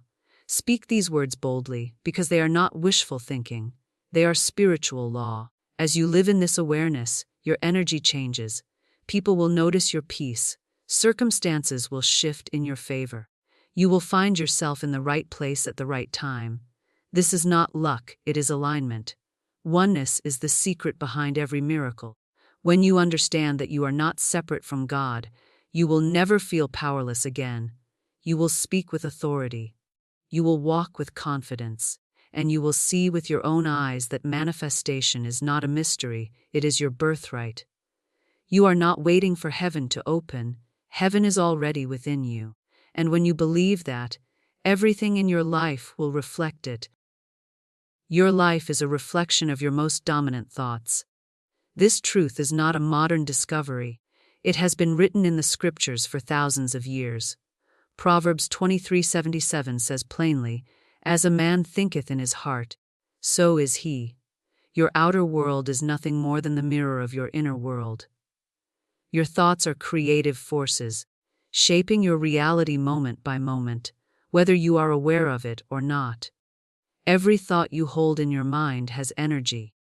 Every mental picture you dwell upon is like a blueprint sent out into the spiritual realm, and life faithfully builds according to that plan. If you dwell on fear, lack, or failure, you will unconsciously attract situations that reflect those vibrations. But if you fill your mind with faith, abundance, and gratitude, your life will begin to mirror those qualities. You are not at the mercy of circumstances. You are the architect of them through your thoughts and words. Romans 12:2 says, "Be ye transformed by the renewing of your mind." This is not a suggestion, it is a key to transformation. Your life changes when your mind changes.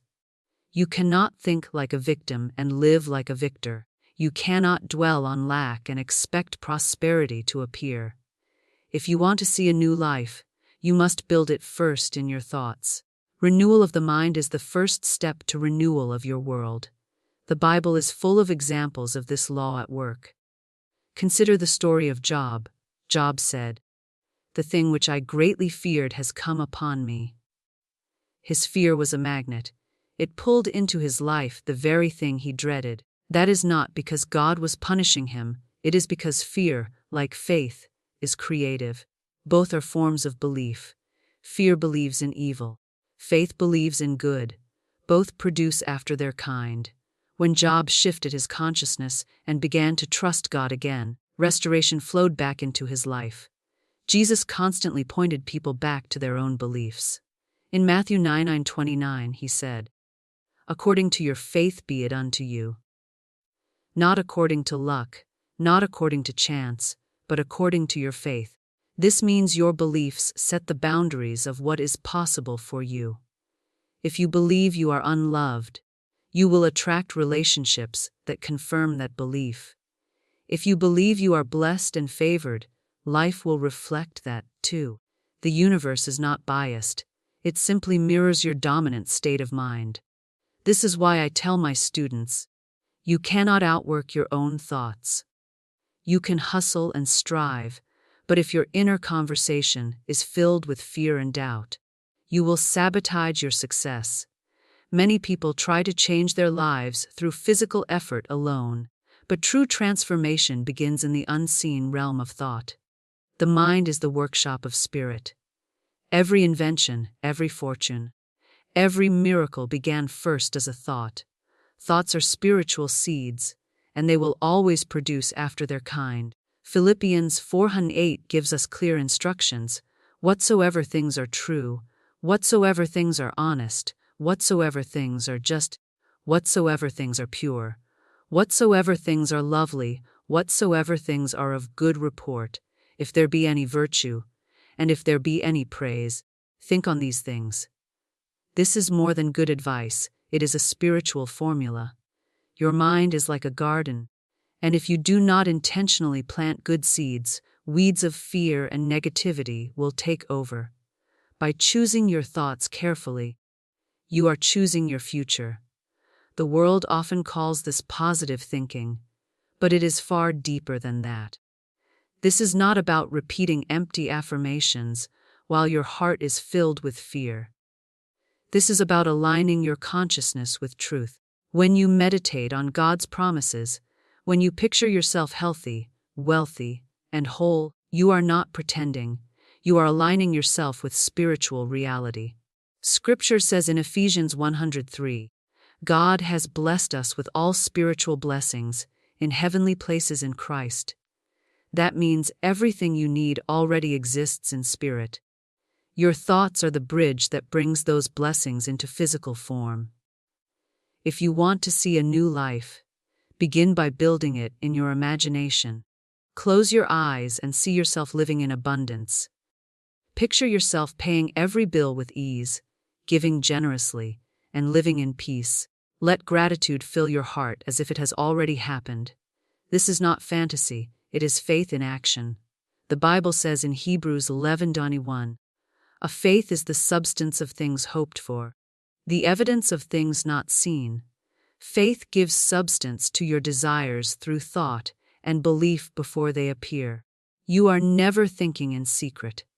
Your thoughts are spiritual vibrations, and they will eventually clothe themselves in reality. This is why Jesus said in Mark 11:24, what things soever ye desire, when ye pray, believe that ye receive them, and ye shall have them.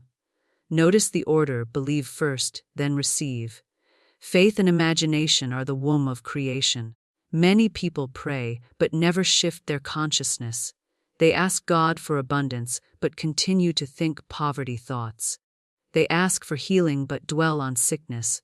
They pray for peace, but rehearse fear. Prayer is not begging. Prayer is aligning your mind with spirit and declaring truth until it manifests. The Bible says, let the weak say, I am strong. You are not called to speak your circumstances, you are called to speak your destiny. So I challenge you today, become the guardian of your mind. Watch your thoughts like a watchman on a wall. When a thought of fear tries to enter, replace it with a promise of God. When doubt whispers, declare truth louder. Visualize yourself already living in the answer to your prayers. The more you do this, the more natural it will feel. Soon, your inner world will be so filled with faith and gratitude that your outer world will have no choice but to match it. Remember, manifestation is not magic, it is law. You are creating your life one thought at a time, one belief at a time. And the moment you choose thoughts of faith, love, and abundance, you set a new future in motion. It is not enough to simply hear these truths and feel inspired for a moment. You must live them. Transformation comes through consistent practice. Just as a musician trains their ear or an athlete trains their body, you must train your mind and tongue to align with spirit. Spiritual law is not moved by occasional bursts of faith. It responds to consistent alignment. The Bible says in James 1:22, "Be ye doers of the word, and not hearers only." Knowledge alone will not change your life. It is action that seals your faith. Let me show you a daily routine that will help you walk in consciousness, oneness, and manifestation every single day. This is not complicated, but it is powerful. If you will commit to this practice, your life will begin to reflect these truths quickly, because spiritual law responds immediately when you align with it. Step 1. Morning alignment. Speak before you think. The very first moments of your day are critical. When you wake, your mind is in a receptive state, and your words carry even greater power. Before you check your phone, before you worry about the day, place your hand over your heart and say, "I and my Father are one. I live in divine abundance. Everything I need flows to me now." Speak this slowly and deliberately, allowing each word to settle into your spirit. You are setting the vibration of your entire day. The Bible says in Psalm 118:24, "This is the day which the Lord hath made. We will rejoice and be glad in it."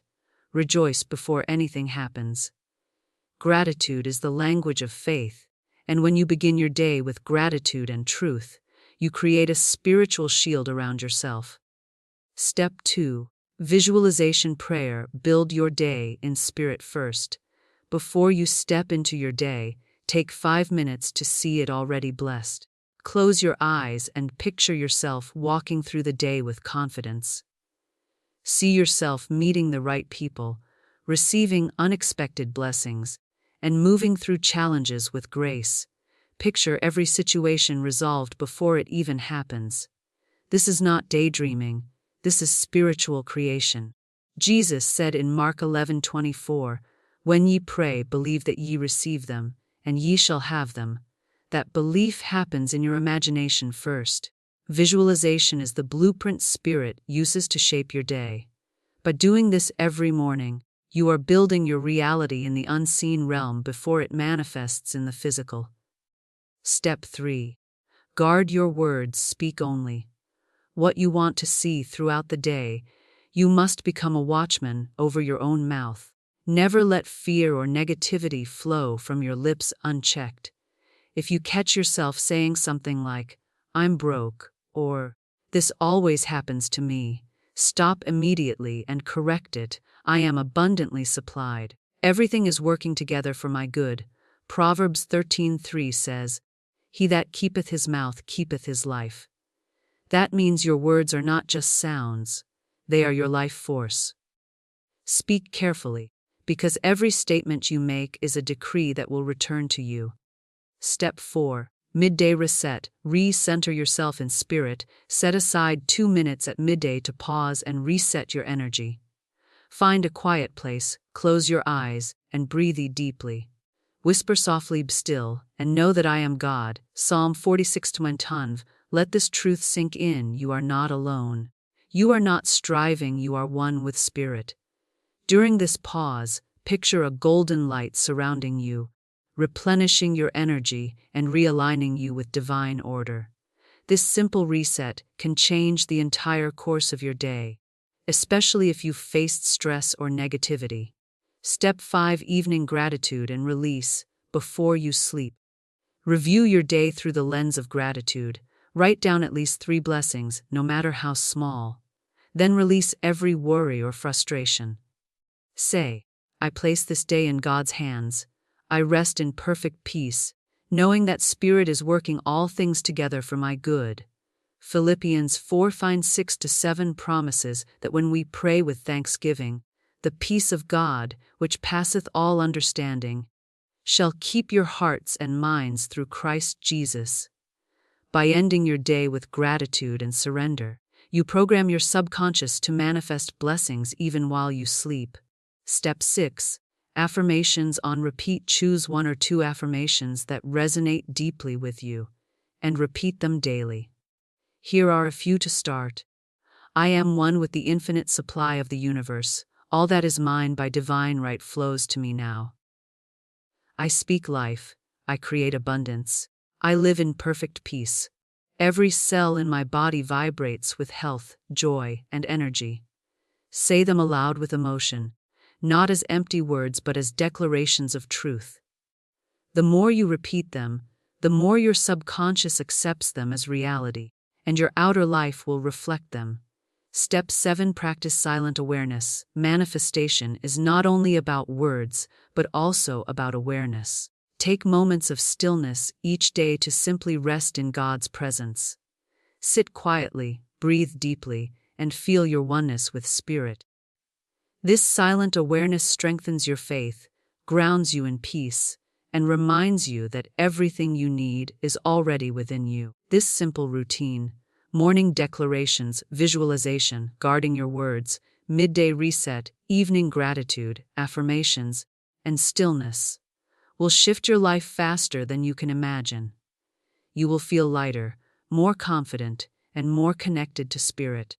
Opportunities will begin to flow, because your energy will be aligned with abundance rather than fear. Remember, manifestation is not something you do once, it is a lifestyle. You are always creating, whether intentionally or not. By making these practices a part of your daily rhythm, you are choosing to create consciously, in partnership with God. Every day, remind yourself, I and my Father are one. I am a divine creator. My thoughts and words are shaping my destiny. As you do, you will find that miracles become your normal, because you are no longer living by chance. You are living by spiritual law. I want to pause right here and speak directly to your spirit. You have heard this teaching. You have felt the power of these truths stirring in your heart. Now it is time for action. Too many people listen to wisdom, nod their heads, and go right back to speaking defeat, worrying over problems, and living as if they are powerless. But that is not why you are here. You are here because your soul knows there is more for you. Your spirit is crying out for freedom, for abundance, for peace, for purpose, and today you are being handed the keys. The Bible says in James 20:17, "A faith without works is dead." That means your faith is only alive when you act on it. Hearing this teaching will not change your life if you continue to live the same way, speak the same words, and dwell on the same fears. You must choose to step into your authority. You must take these truths and make them your daily practice. If you are tired of waiting for change, it is time to become the change. So I give you this challenge for the next 7 days. Be intentional about every word you speak and every thought you entertain. Do not let a single word of fear or doubt leave your mouth unchecked. If you catch yourself saying, "I'm so unlucky," stop immediately and replace it with, "I am blessed, favored, and divinely guided." If you find yourself saying, "I can't afford that," replace it with, "I have more than enough. Everything I need flows to me now." Watch your mouth like a hawk, because your words are seeds, and your future is being planted in this very moment. This will not feel easy at first. You will realize how often you have spoken against yourself without thinking. But do not be discouraged. This awareness is a sign of growth. You are awakening to your authority. You are reclaiming your creative power. This is how transformation begins, not with perfection, but with awareness and discipline.